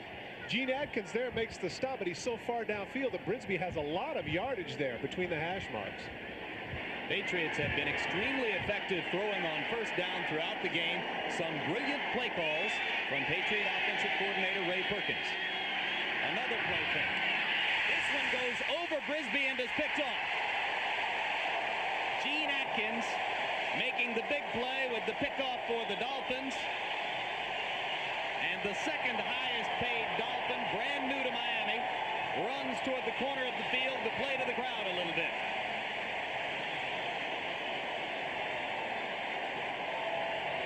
You saw the frustration of Parcells, and he's chatting with him right now. He just threw the ball a little bit behind him. Once again, play action fake. Had a good situation. Watch, it's just going to go over the shoulder here of Brisby. Throws it just a little bit behind, reaches back, can't get it. Right into the arms of Gene Atkins.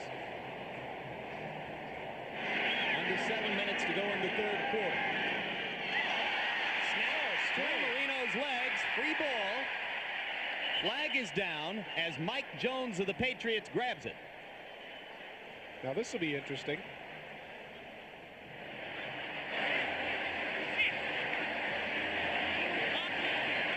There is not a foul. I intended to throw the beanbag. That is a backward pass from the snap from center. That's all we've got. It's a loss in yardage. Second down. Recovery. New England first down. How strange is that?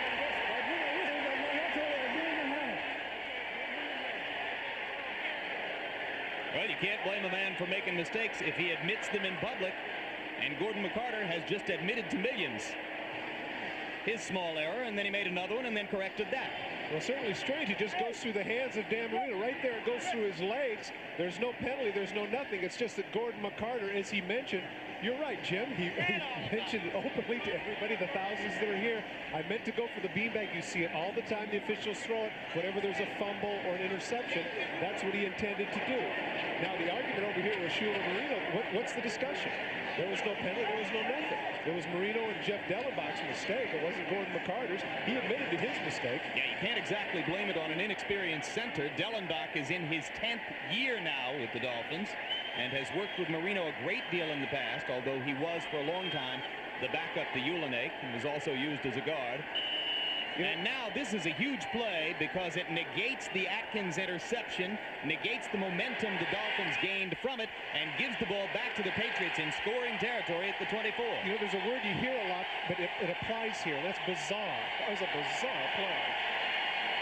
On first down, the Patriots go to the ground with Leroy Thompson. He gets away from one man and gets outside for a gain of almost 9 yards. Doug Skeen blocking downfield to make room for Thompson, and he broke a Chuck Bullet tackle before he was finally brought down by Michael Stewart. Here comes the speed of Thompson to the outside. You see Bullet trying in pursuit there, just head-to-head with him. Here he reaches, but Thompson is able to break through the tackle of Bullet and get that additional yardage there, setting up second and about 4. And you saw Skeen, number 74 downfield, the second-year player out of Michigan, who has knocked Eugene Chung, a former #1 draft choice, out of a starting position on that Patriot offensive line. Second down, about 4, and it's Marion Butts with the football, and Butts, who has not been able to gain big yardage today, has a couple, falling forward to about the 17.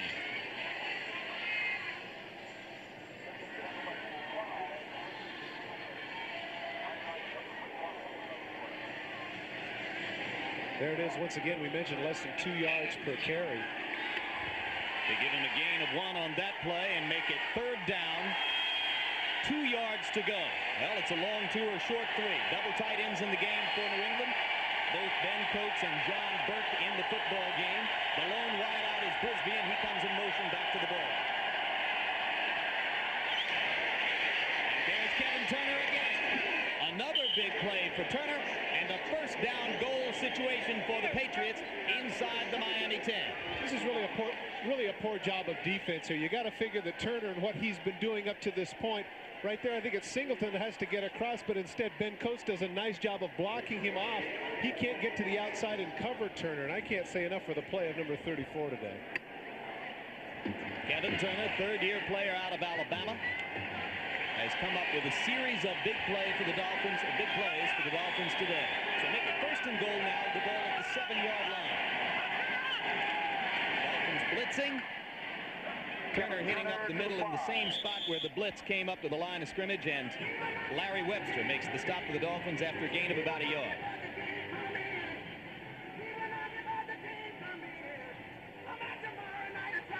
Slight limp for Turner as he comes back to the huddle.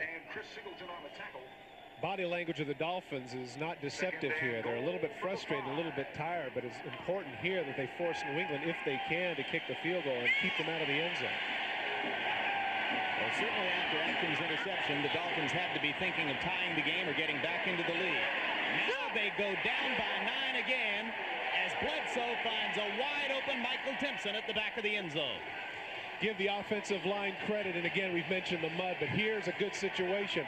The offensive line gives him plenty of time to sit and wait until Timpson can clear the zone and get open near the back of the end zone.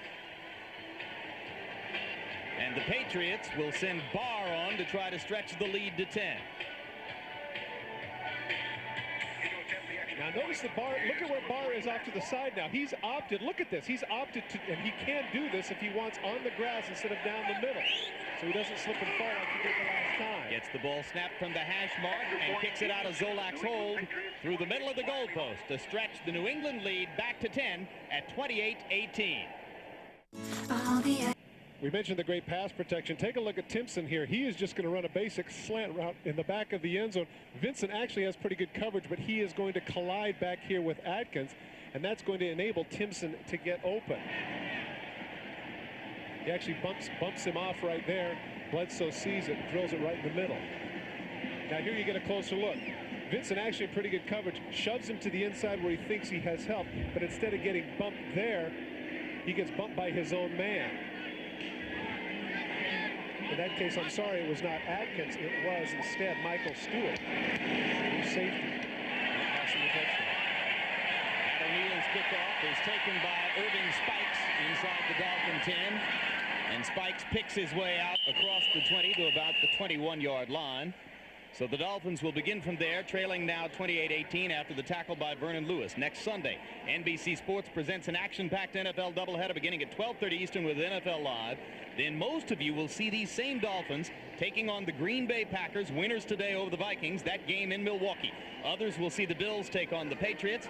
In game 2 of our doubleheader, most of you will see the Battle of Texas as the Oilers take on the Super Bowl champion Dallas Cowboys, plus regional action. So check your local listings for the game in your area. Dan Marino and the Dolphins now in the hole again, down 10 points as they start from their 21 with 4:15 to go in the third. Number 41, Keith Byers, has his first catch of the day, and he's upended by Ricky Reynolds after a gain of about 4. But there's something significant about that. That is his 104th consecutive game with a catch, and it took clear into the third quarter, rather, for him to be able to do that. That's pretty significant, I would say, for a running back. 104 consecutive. That's 7th, tied for 7th on the all-time list. And virtually everybody else on the list is a wide receiver, right? Yep.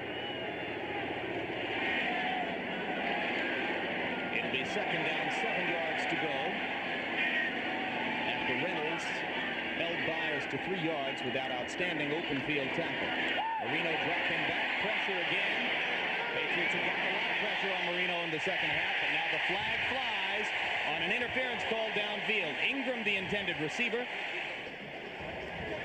Pass interference, number 37 defense, first down. Does this fall under the new incidental contact rule? Well, this would definitely have to be interference if he grabbed it. But take a look at the end of the play when he looks back. What they teach the receiver, the defensive back to do is now he looks back. Where are his hands? Now right here he looks back.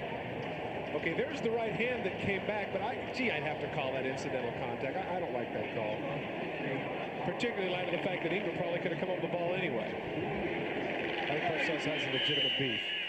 Penalty produces a big gainer for the Dolphins. Ball goes into New England territory at the 49-yard line. Now another flag flies.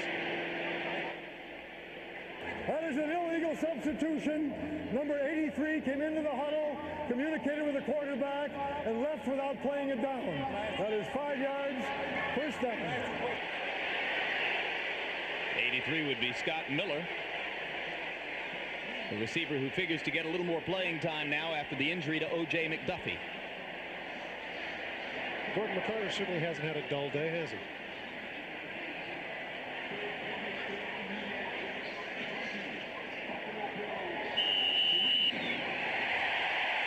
Gordon is thinking right now. Now the beanbag is in the left pocket, and the penalty flag is in the right pocket.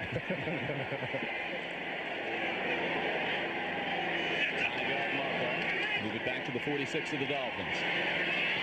Marino throws behind the intended receiver. Chris Slade was there on the coverage, and Kirby was the man who fell down trying to reach back for the ball. Crowd quiet. 3:24 to go in the third. They've gotten the excitement of seeing Marino throw 2 touchdown passes to reach the milestone of 300 career TD passes. They can rest secure in the notion that their quarterback, coming back from Achilles tendon surgery, is healthy enough to be a factor, as always, in the National Football League. But they trail the Patriots 28-18 after 3 touchdown passes by Drew Bledsoe. On 2nd and 15, Marino looks looking for the screen. It's almost picked off after being batted into the air. Marty Moore, number 58, is the man who got a hand on the football.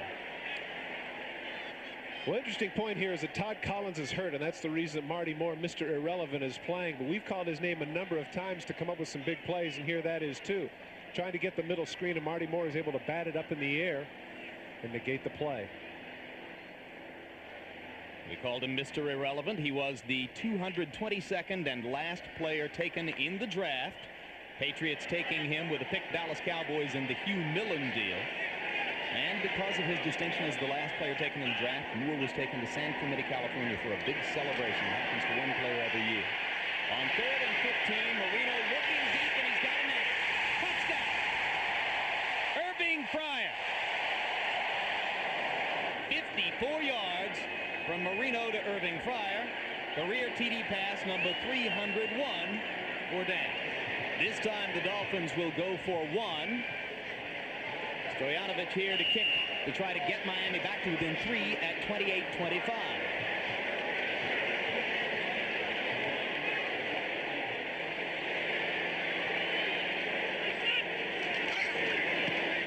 It's good. Fascinating game. 3:09 to go in the third quarter. New England clinging to a 3-point lead over Miami at 28-25. And another look at Irving Fryer getting loose for the TD. Well, what happens here is Maurice Hurst, because of all the time he's buying right here, he's just hesitating. Nothing's happening. Now he stops, and he stops with him, but the ball is thrown completely over his head. Hurst has no idea. He never looks back, and that enables Marino to throw the long touchdown to Fryer. Take a look in the middle. Number 69 is who you're looking for. Number 69, Keith Sims, right there. Now he's laying on top of him with his knee. You can see his knee right there on his neck. The ball is long thrown. My guess is at that point, that's when Jones retaliates. Marino turns to look at it. You can see clearly, good call by Gordon McCarter, because the fight occurred long after the ball was thrown. Touchdown was good. Good job by the officials. And Irving Fryer, who was for 9 years a New England Patriot and a teammate of Maurice Hurst's for 3 years, now has a touchdown against his former teammates. His second catch of the day, totaling 94 yards. This one, a 54-yard TD grab. Keith Sims trying to explain what the situation is. In those situations, it's always a matter of what they refer to as manhood. He had his knee on his neck. The guy kicked him, so he had to go after it.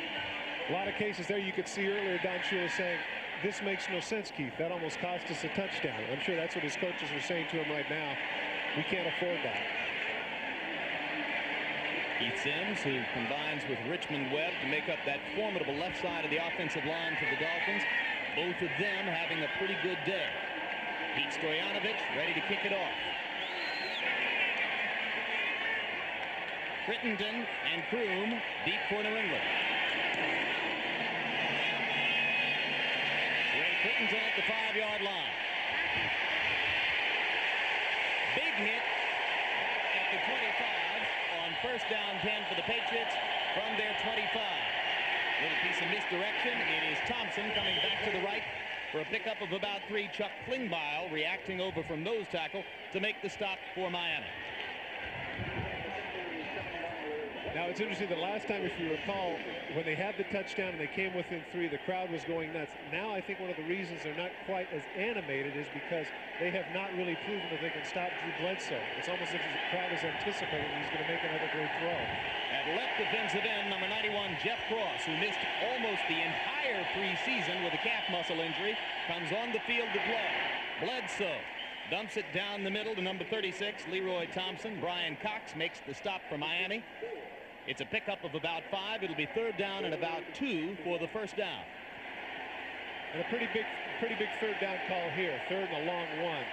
If they give the ball back here, you can hear the rising of the crowd. If they give the ball back here, not a good time. The Patriots really need to get the first here. Klingbeil comes back on the field and Cross comes off. 3rd down, make it 1 yard to go for the Patriot first down. Bledsoe over the middle. He's got first down yardage to tight end Ben Coates.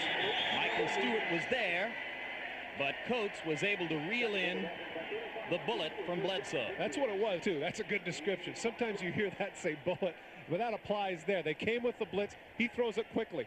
Watch number 87 is going to come over to the middle. Bulla on the blitz. He sees it right there, sits down, gets clobbered. Now watch this. All these bodies, 3 bodies. Look how strong he is to push himself forward and get the yardage back that initially he didn't have. The hyperbole where Ben Coates is concerned was not overdone. He is your classic all-purpose tight end, not one of your situational players. This guy's an every-down tight end.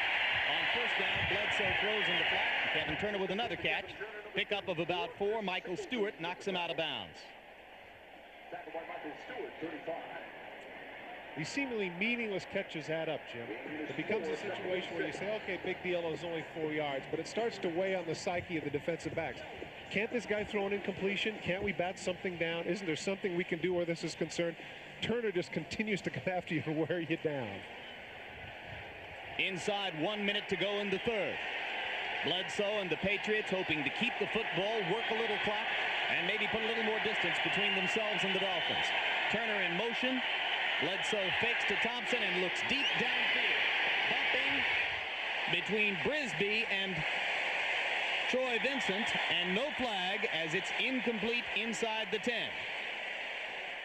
Atkins was there to help Vincent with the coverage. This is going to be the most difficult call this year in the National Football League. What is and what is not incidental contact. Running stride for stride. The right hand comes out, the left hand comes out. There they elbow and they jostle. Both of them right there. It looks like from that vantage point that Vincent actually had Brisby's left hand in his shoulder, but that's not how the official saw it. Now it will be third down, 6 yards to go. Need to get the football to midfield for a first down. Blitz. And Bledsoe gets away from the blitz, releases the ball. Perhaps not a great decision, but the Patriots get it back. Brian Cox was the man who got in on top of Drew Bledsoe and couldn't bring him down. Leroy Thompson was the one who wound up with the football. And it was a fumble.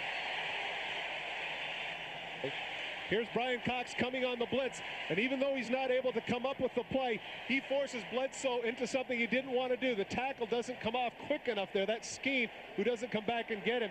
That's the advantage of being 6'5" and 235. He shakes it off. But in that case, the Patriots are lucky to get that ball back. Hey, Haynes man himself, my agent.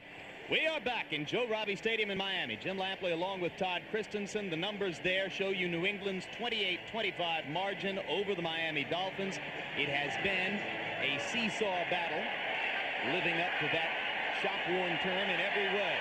And now to begin the fourth quarter, the New England Patriots, who have just been stopped by Miami, kick the football away. Pat O'Neill puts it in the air. Scott Miller is coming up looking for a fair catch. Knocked away from the path of the ball. Miller turns around and looks for a flag and gets it. And the man who was downfield a little bit too eagerly was Vernon Lewis, second-year cornerback out of Pittsburgh, and he's the one on whom the flag has been thrown. Well, in fairness to him, even though it is a good call, he's doing what he's supposed to do. The punt was poor, and Miller does a good job of hurrying up because he doesn't want to let it bounce and get 15 yards field position. And so it's one of those unfortunate situations where Lewis collides with him, and that's the way it goes. Rookie kicker kicking under pressure for the Patriots, didn't hit a good one and set up the situation in which Lewis is going to be called for the foul. 3 touchdown passes by Drew Bledsoe of New England, 3 touchdown passes, career number 299, 300, and 301 for Dan Marino of the Dolphins. Big plays galore on both sides. And the difference, 3 points as New England tries to hold a 3-point lead.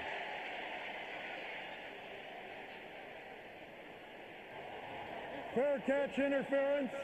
Number 43 on the kicking team. 15 yards. First down. It'll set up good field position for the Dolphins. Right here, there he comes down, and he's doing what he's supposed to do. He's trying his best to get out of the way right there, but he can't do it. And that's why it's unfortunate that has to be a 15-yard penalty, because clearly he wasn't trying to hurt him. But that's unfortunate. The result is that Miami will start from its 46-yard line as it tries to move into position for the possible tying field goal or go-ahead touchdown. Fire in motion behind Marino.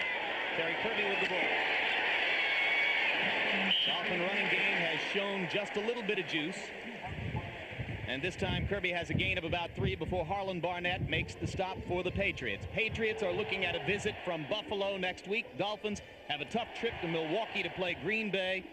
One or the other, perhaps both teams looking to contend in the AFC East. An opening day victory seems mandatory for whichever team is going to have the inside track toward contention. Well, I think a point was made, and that was that when you lose on the road in this division, it's never an upset because the teams are that good. A gain of 4 on first down for Kirby. Now Kirby pitches it back to Marino, who looks downfield to a wide open fire. It'll be touchdown pass number 4 for Dan Marino.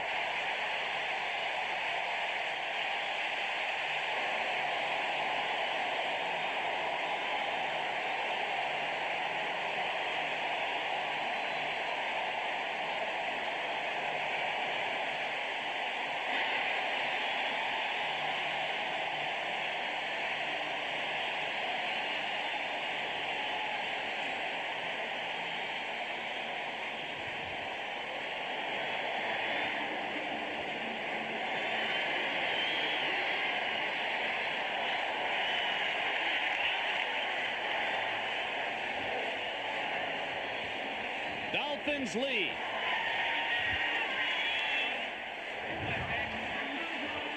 And Stojanovic will try to stretch the lead to 4.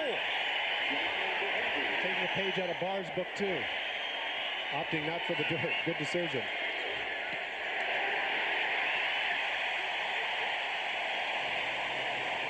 As the result of having gotten a 2-point conversion earlier in the game, the Dolphins have a lead by the margin of more than a field goal. The key, look back at the TD. The key here, right here, is Maurice Hurst. He's looking in the backfield right here, and as soon as he sees the running play and the handoff, he takes it easy here and starts to come up here in his back pedal. As a result, you're going to see Fryer, who's going to cut completely across the field and be wide open.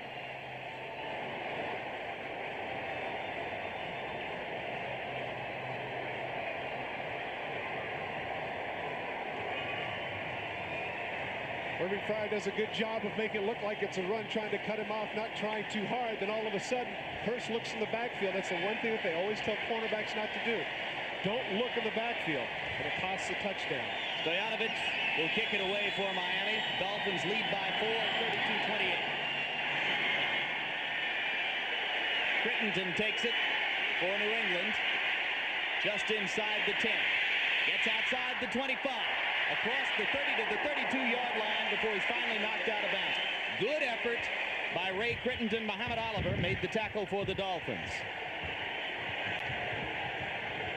And Marino now with 302 career touchdown passes. He came into today with 298. He's got Fryer twice, Ingram once, and Jackson once for 4 TD passes today. Not that he would throw 4 touchdown passes in every game, but you look at that graphic, you could speculate that it would probably be somewhere in November of '95 when he might catch Fran Tarkenton. If he stays healthy till then.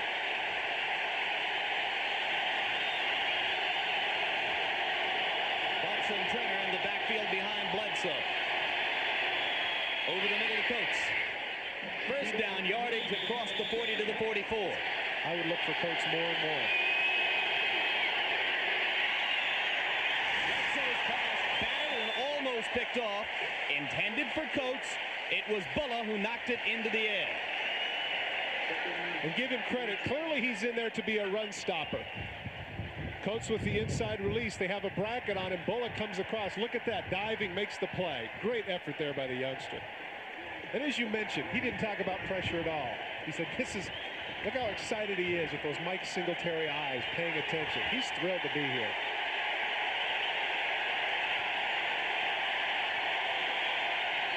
Second down 10. Dolphins offside. Leroy Thompson with the football has a gain just of a few, so New England will in all likelihood take the penalty if it goes against Larry Webster of the Dolphins, as I suspect it will. We mentioned again Chuck Bulla, somebody who probably wouldn't have made the team but for the retirement of John Offerdahl and the injury to Dwight Hollier. This is somebody who's a family man.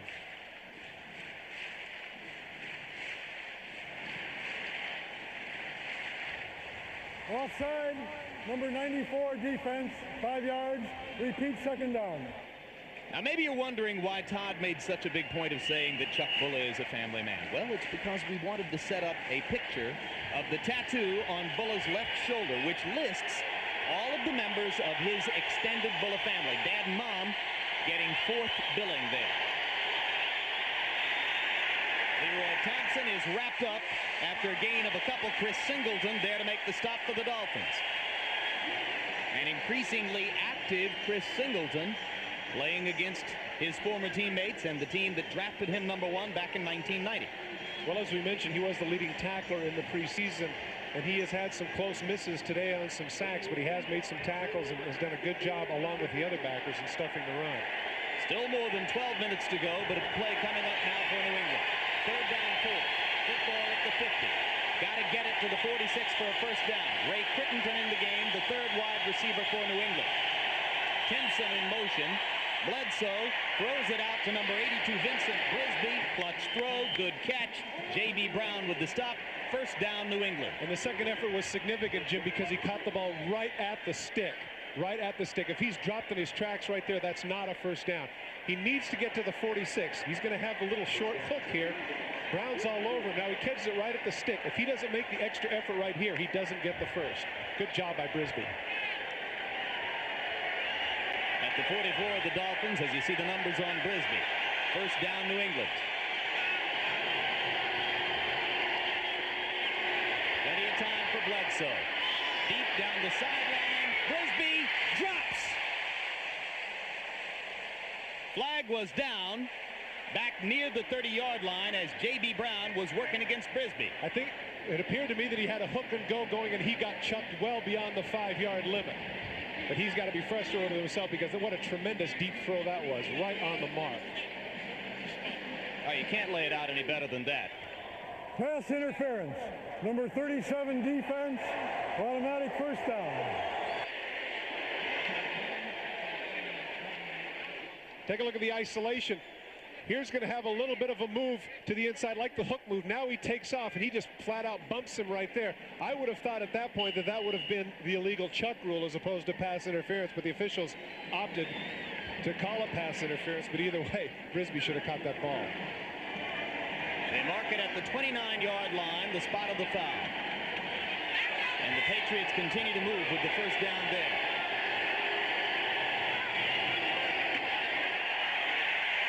Thompson again with the football, and Thompson getting a little bit more action than Marion Butts at this moment in the second half of the game. Has a pickup of 2. It'll be 2nd down 8. Well, for whatever reason, Marion Butts is really starting to look sluggish, but I'd have to say that the running game for New England, quite frankly, is looking sluggish. Well, Butts was bothered by a knee injury in preseason. Thompson is healthy, so he expected to get a lot of work in these first couple of weeks. Marco Coleman made the stop for the Dolphins. Call a gain of only 1. It's 2nd down 9 at the 28.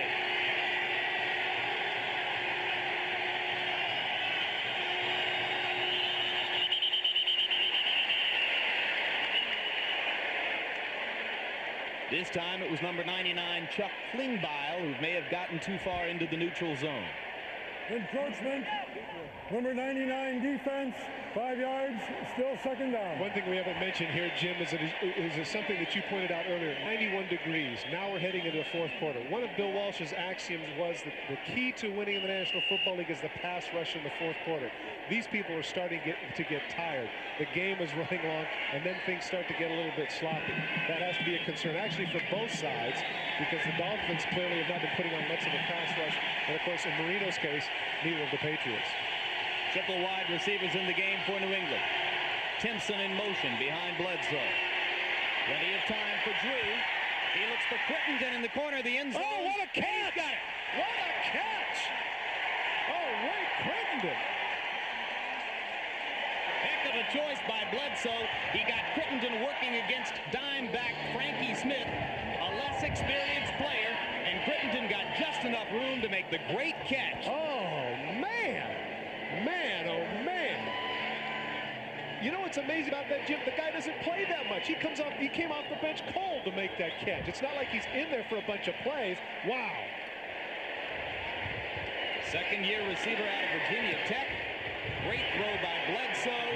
The kick is good by Matt Barr, and the Patriots have the lead again. New England 35, Miami 32 after Bledsoe's 4th touchdown pass of the day. Patriots prepare to kick off leading 35-32. O'Neill's kick bounces in front of Scott Miller.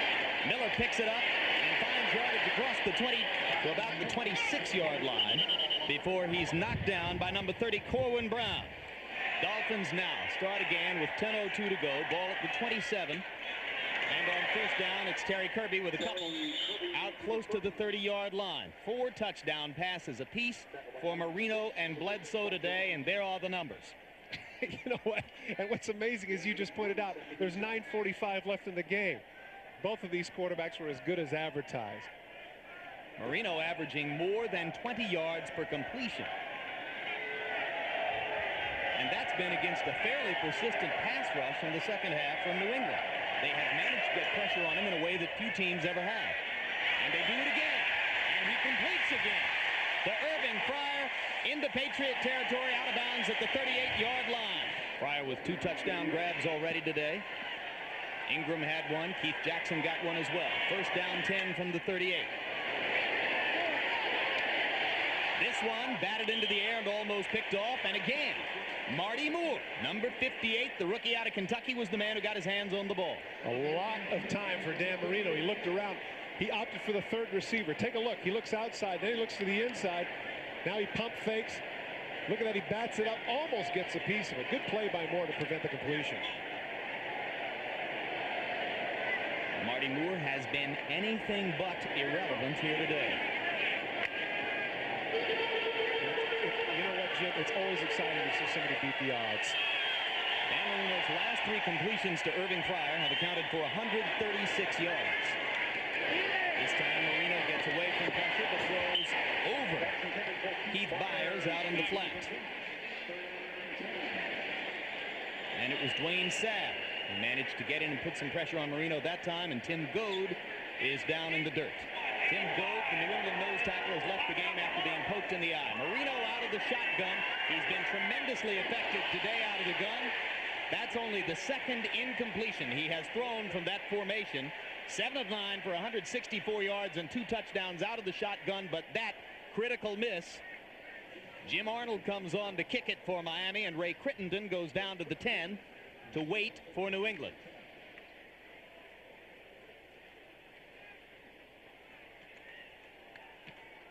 Arnold trying to nail it high and keep it short of the goal line, and he does.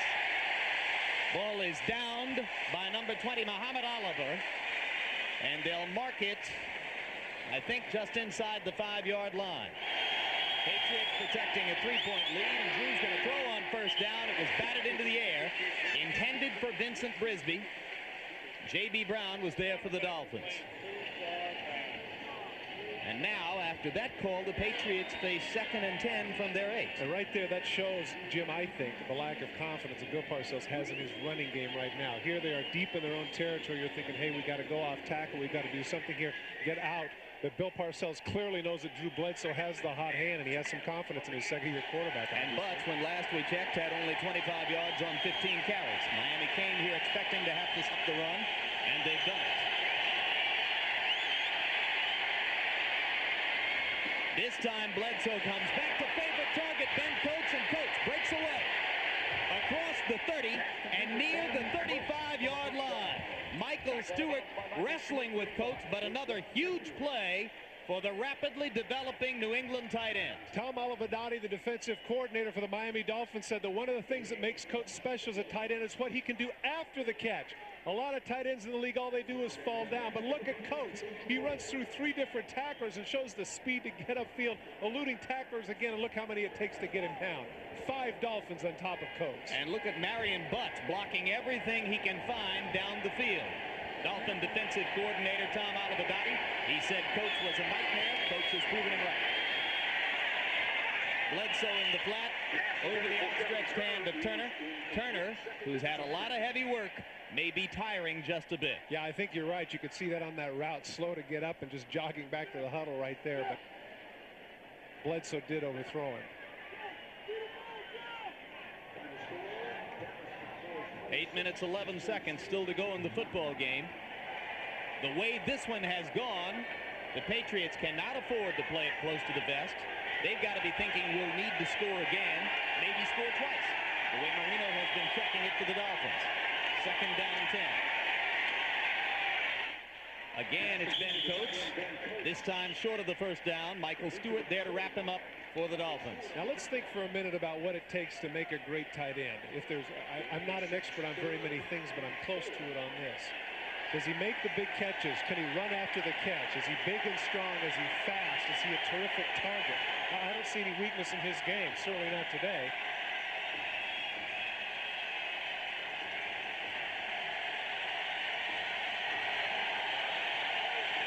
Third down, 4 yards to go.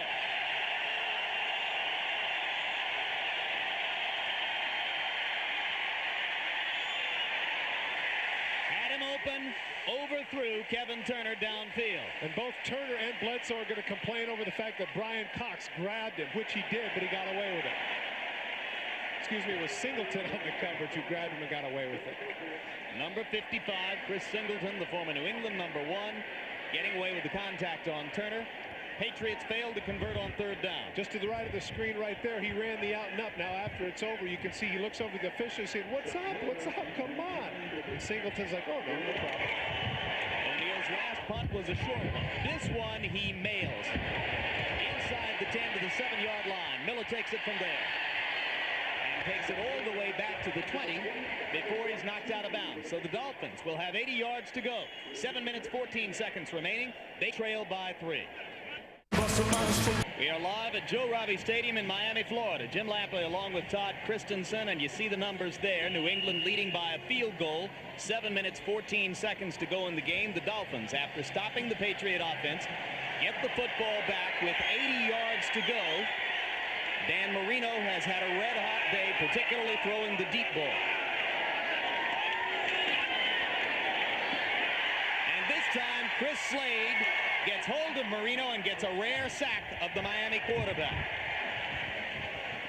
Well, Chris Slade took an inside move on Richmond Webb. Take a look, he's going to move to the outside like he's going, then he cuts inside, jumps over the top with a swim move, and he can't get him. Slade able to beat the All-Pro and get to Marino. When we talked with Bill Parcells, he said that he really liked his trio of outside backers, and we asked him why McGinnis wasn't in that position, and his response was, he said, "I've already got a guy at the right side who can play it if he can learn how to do it." And he said they're both like dogs chasing cars down the street right now, but Chris Slade has every bit as much a chance to be a great player as does Willie McGinnis. Screen pass to Byers on second and long. Gets away from one tackle and then is ridden out of bounds back near the original point of contact at about the 20-yard line. Dwayne Sabb made the stop for New England. 6 defensive backs in the game for New England. 4 wide receivers on the field for Miami. Third down, 12 from the 18-yard line. They've got to get it to the 30 for a first down. Pressure again on Marino. This time he gets away and gets first down yardage as Terry Kirby made a big play to evade 2 tacklers short of the chains and got past it to keep the drive alive. Vernon Lewis finally made the stop for New England. Once again, watch Marino buying time with his feet. It looks like right here he's going to be sacked by McGinnis, but he slides past, can't get him, flips out to Kirby, and as you mentioned, he is able to avoid 2 tacklers and cut up the field and get the first down. All the way to the 39-yard line, a pickup of 21 yards on the play. Both Marino and Bledsoe with excellent chances to go past the 400-yard mark in the air today. And Dan turns to referee Gordon McCarter and asks for a timeout. On first down 10 from the 39. Marino throws across to Keith Jackson. And this time Jackson, who had a touchdown earlier in the game, has only a yard or so before Marty Moore and Dwayne Sabb wrap him up. Only with the 1 catch, as you mentioned. For whatever reason, he doesn't seem to be as involved in the offense today. Just a crossing route, but they're waiting on him. There's Moore and Sabb putting him to the ground for only about a 2-yard gain. Byers out of the game for the moment. Reserve fullback James Saxon in. Yet another indicator that fatigue might be a factor in these closing moments. Second down 7 after a gain of 3 on first down. Down the middle, almost picked off by Guyton. Jackson was the intended receiver. And that's the second time that's happened for Guyton. Remember earlier in the second quarter, he had a similar situation where he did a good job of anticipating. Guyton in coverage here, man for man on Jackson. Looks to the inside. He sees the ball coming. It's overthrown. Jackson just gets an arm on it. 6 defensive backs in the game for New England now on 3rd down 7. Moments ago, the Dolphins had 3rd down 12 and kept it alive on a big play by Terry Kirby. He broke away from 2 tacklers short of the chains and got the first down.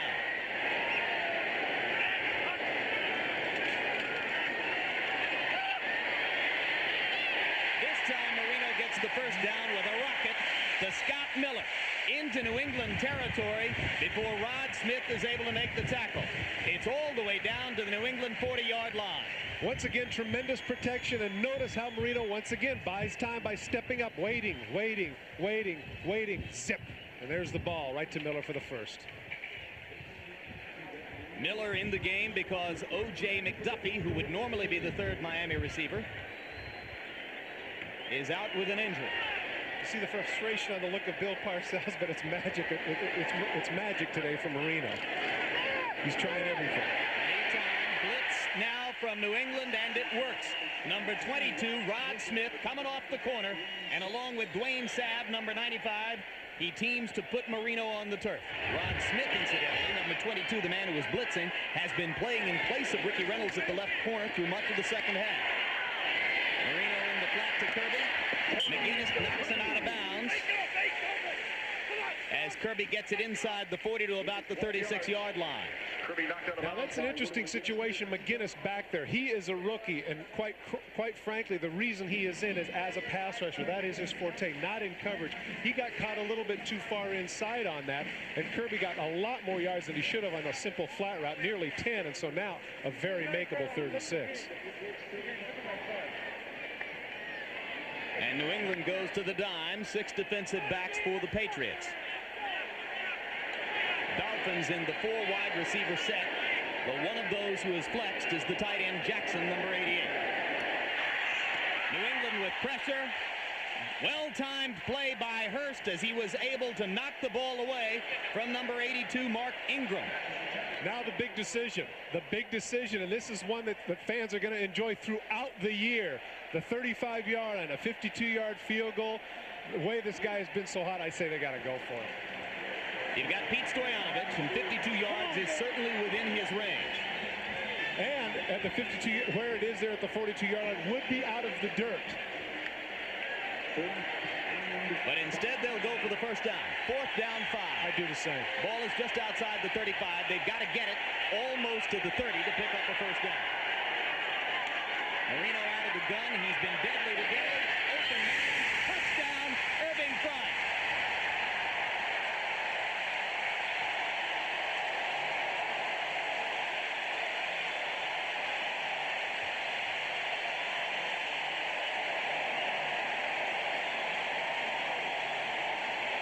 Touchdown pass of the day for Dan Marino.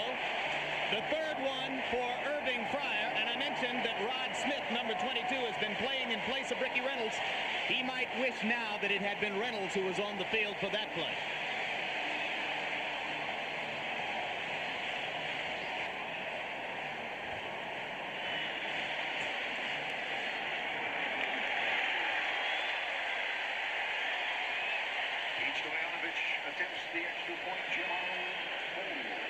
Stoyanovich to add the extra point. Gets it moved onto the grass. Ball snapped from the hash mark. Knocks it through the uprights. And the Dolphins lead by 4. 39-35.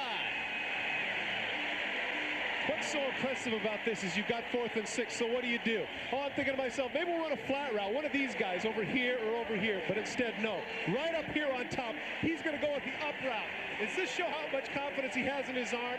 He's not going just for the first down, he's going for the downs. This is not a high percentage throw at all, but look at it. Right in stride to Fryer. The 5th touchdown for Marino. Unbelievable. Marino calls the TD from his vantage point. It comes to Crittenden.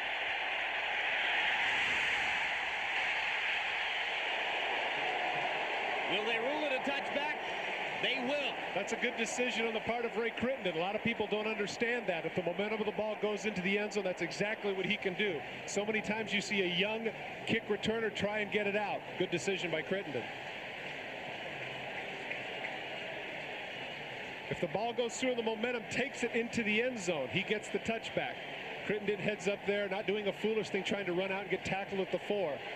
So now the Patriots set up shop at the 20. The relatively inexperienced Crittenden making a key choice there. Could have gotten his team into a lot of trouble. Bledsoe will now have 80 yards to go, just as Marino did 4 minutes ago. This is Leroy Thompson. And Thompson fights for about 8 yards. It'll be second down, clock running. Brian Cox makes the stop for the Dolphins. We're inside 3 minutes to go. And as you mentioned earlier, Jim, how large does that 2-point conversion loom now? With huge. A 4-point lead, the New England Patriots have to go for the 6. Absolutely huge. It was the third quarter. The Patriots led 21-10. The Dolphins scored to get to within 21-16 and elected to go for the deuce. And now down the middle, Bledsoe finds Vincent Brisby. Gene Atkins makes the stop, but it's big yardage out across the 40 and a New England first down. Make it the 46-yard line. Let me interject a thought here. The possibility of the way New England is getting down the field, they probably want to see the clock continue to go, because if indeed they do get down and score, they want to take up all the time if they can. Dolphin defenders backing up. Turner in motion. Bledsoe trying to get Coates, and 3 Dolphin defenders around the big tight end. Gene Atkins was the man who broke it up.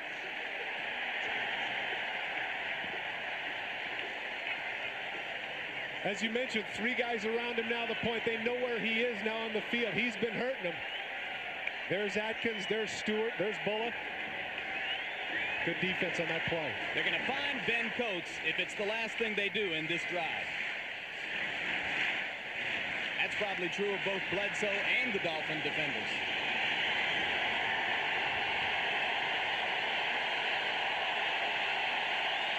Second down 10.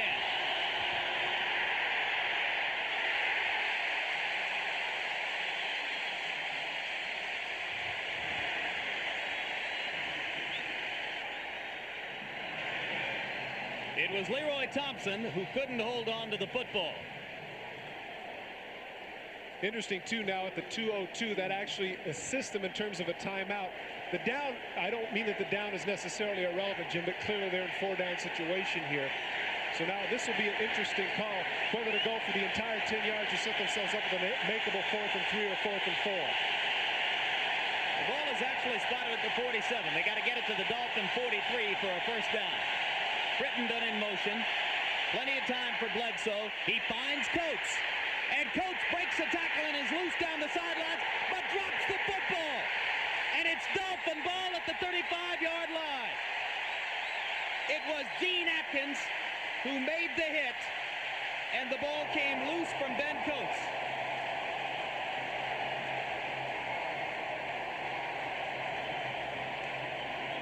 The argument here, Jim, that they're talking about is whether or not he was out of bounds before he fumbled. If possibly his foot got knocked out of bounds before the fumble. That's what the circle is right now debating, as to whether or not he was out of bounds first. And the roar of the crowd tells you how that argument is settled. 1 minute, 51 seconds to go. The Dolphins have the football and a 4-point lead. You just don't roll out in August and start winning. You got to earn it here first. You got to be focused. You got to be conditioned. You want to make sure your hands don't get clammy. So the Dolphins start from their own 26-yard line. 1:51 to go. Terry Kirby with the ball. Dolphins will try to run some clock, of course.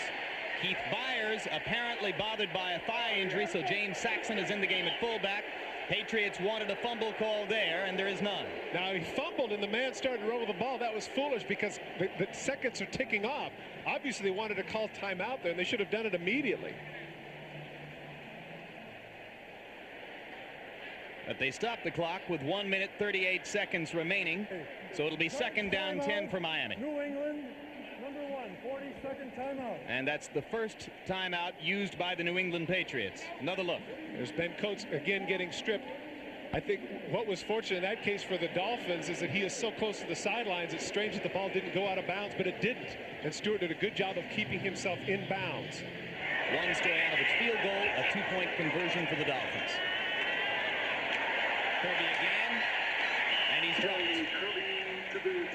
Big tackle on the corner there by Hurst. If he had let Kirby get away, he might have gotten first down yardage. Well, you got to figure at this point, if you don't get the first down, Bledsoe's going to have a pretty good chance to do some damage anyway. So I think it's of critical importance to get this first down and at the very least force the Patriots to use those last 2 timeouts. Or check it, that last 1 timeout. Much as it pains me because it is our first broadcast together, I agree with you. How about that? Let's hope that doesn't set a pattern for the season. We'd be in desperate trouble if we did nothing but agree. A minute 35. 3rd down 10. Dolphins need to get it to the 36-yard line for a first down. Fryer in motion. He's had a spectacular day. Nope. Surprising. I'm very surprised. And Kirby's wrapped up after a gain of a couple by Tim Goad. So now the Patriots use the last timeout, and the Dolphins will prepare to kick it away. Now, I'm very surprised at that for a lot of different reasons. First of all, the very reason that they don't have an effective running game is that man right there had told us, we want the ball in the hands of Dan Marino. He has been so hot. The guy was 4th and 6, and he just threw a touchdown pass. How many different 3rd downs has he converted to over 10 yards? A number of them. I really have to question that call right there because, as you just pointed out, the other guy's hot too. You don't want to put the pressure on a defense that's given up 35 points. You want to put a pressure on a guy who's already thrown for 473 yards. Isn't this what coaches call challenging your defense? This is when they go along the bench and say to the guys, okay, we've just shown confidence in you to hold up and help us win this football game. Now go do the jobs we expect you to do. Well, that's lovely in theory, but the reality is the defense is sitting there saying, we've been toasted for 400 yards passing and 5 touchdowns. Are we all of a sudden going to rise up and smite these people? I'm not so sure. Oh, sorry about getting biblical there. Ray Crittenden, 3 punt returns today for 24 yards. Jim Arnold goes back to take the snap for the Dolphins.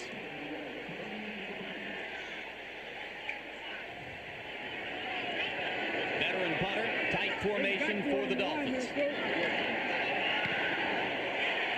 Patriots were going for the block and got some pressure. Now here comes Crittenden.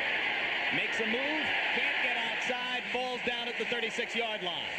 8 defensive backs in the game for Miami. 3 wide receivers on the field for New England.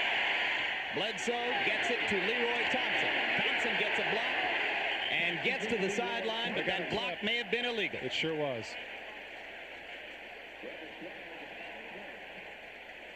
It was Michael Stewart who was fighting to get to Leroy Thompson.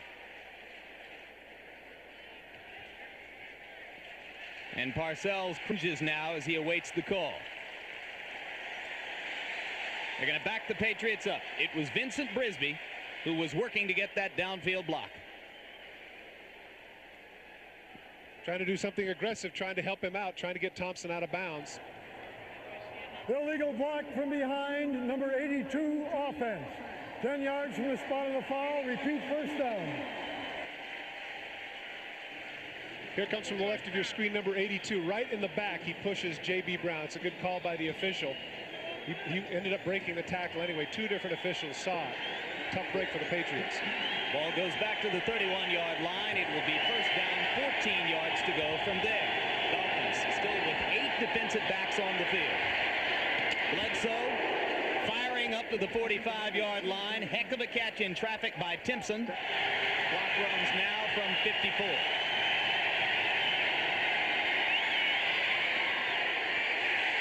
Brought down inbounds. J.B. Brown making the tackle on Michael Timpson. First down for the Patriots. He'd be wise to spike the ball right here. Oh, that's it. They get the incompletion and stop the clock. It was Crittenden in the open field who was hit from behind by Sean Hill. Bill Parcells is telling him what I just mentioned. Down the play here, stop the clock. But evidently he didn't look over to the sidelines and opted to throw the ball in the middle of the field anyway, costing himself about 5 or 6 seconds.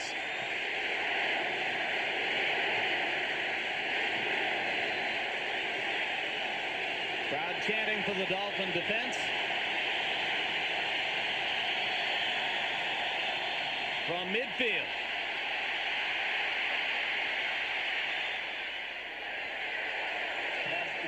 Nobody there. He was throwing it away to stop the clock. 24 seconds remaining. Now, 24 seconds, that doesn't mean that the middle of the field can't be used. What he has to tell the people in the huddle right now is that we need to get the first down in the middle of the field, sprint up there as quickly as possible on a hook route, and then spike the ball, and hopefully have the ball at around the 30 to 35 yard line with about 15 to 17 seconds left in the game. You do not necessarily have to get out of bounds at this point because they desperately need the first down, and if they hustle, they can come up and spike the ball and get away with it. And now for one of the first times all day, Coates comes out of the game as the Patriots go to 4 wide, and Steve Hawkins comes on. Bledsoe throwing the out. Crittenden, the intended receiver. And Sean Hill, number 31, was there to cover for the Dolphins. 18 seconds to go. And now you got 4th down and 10. The middle of the field is completely clear because of the way they're setting up defensively. They're trying to prevent the very thing that they've been trying to throw the last couple of times, which is near the sidelines. If they had Ben Coates just run to the middle of the field and set down in the hook position, they could get the first down. Hustle up, spike the ball, and they have 2 throws into the end zone. Great way to open the season. 2 quarterbacks over 400 yards, 9 touchdown passes. It all comes down to this, and the Dolphins make the play. Timpson, the intended receiver, Muhammad Oliver, and Sean Hill. Couple of reserve defensive backs are there to bat the ball down, and Bill Parcells is going to have to swallow a tough loss as he takes his team back to Foxborough to face the Bills next week.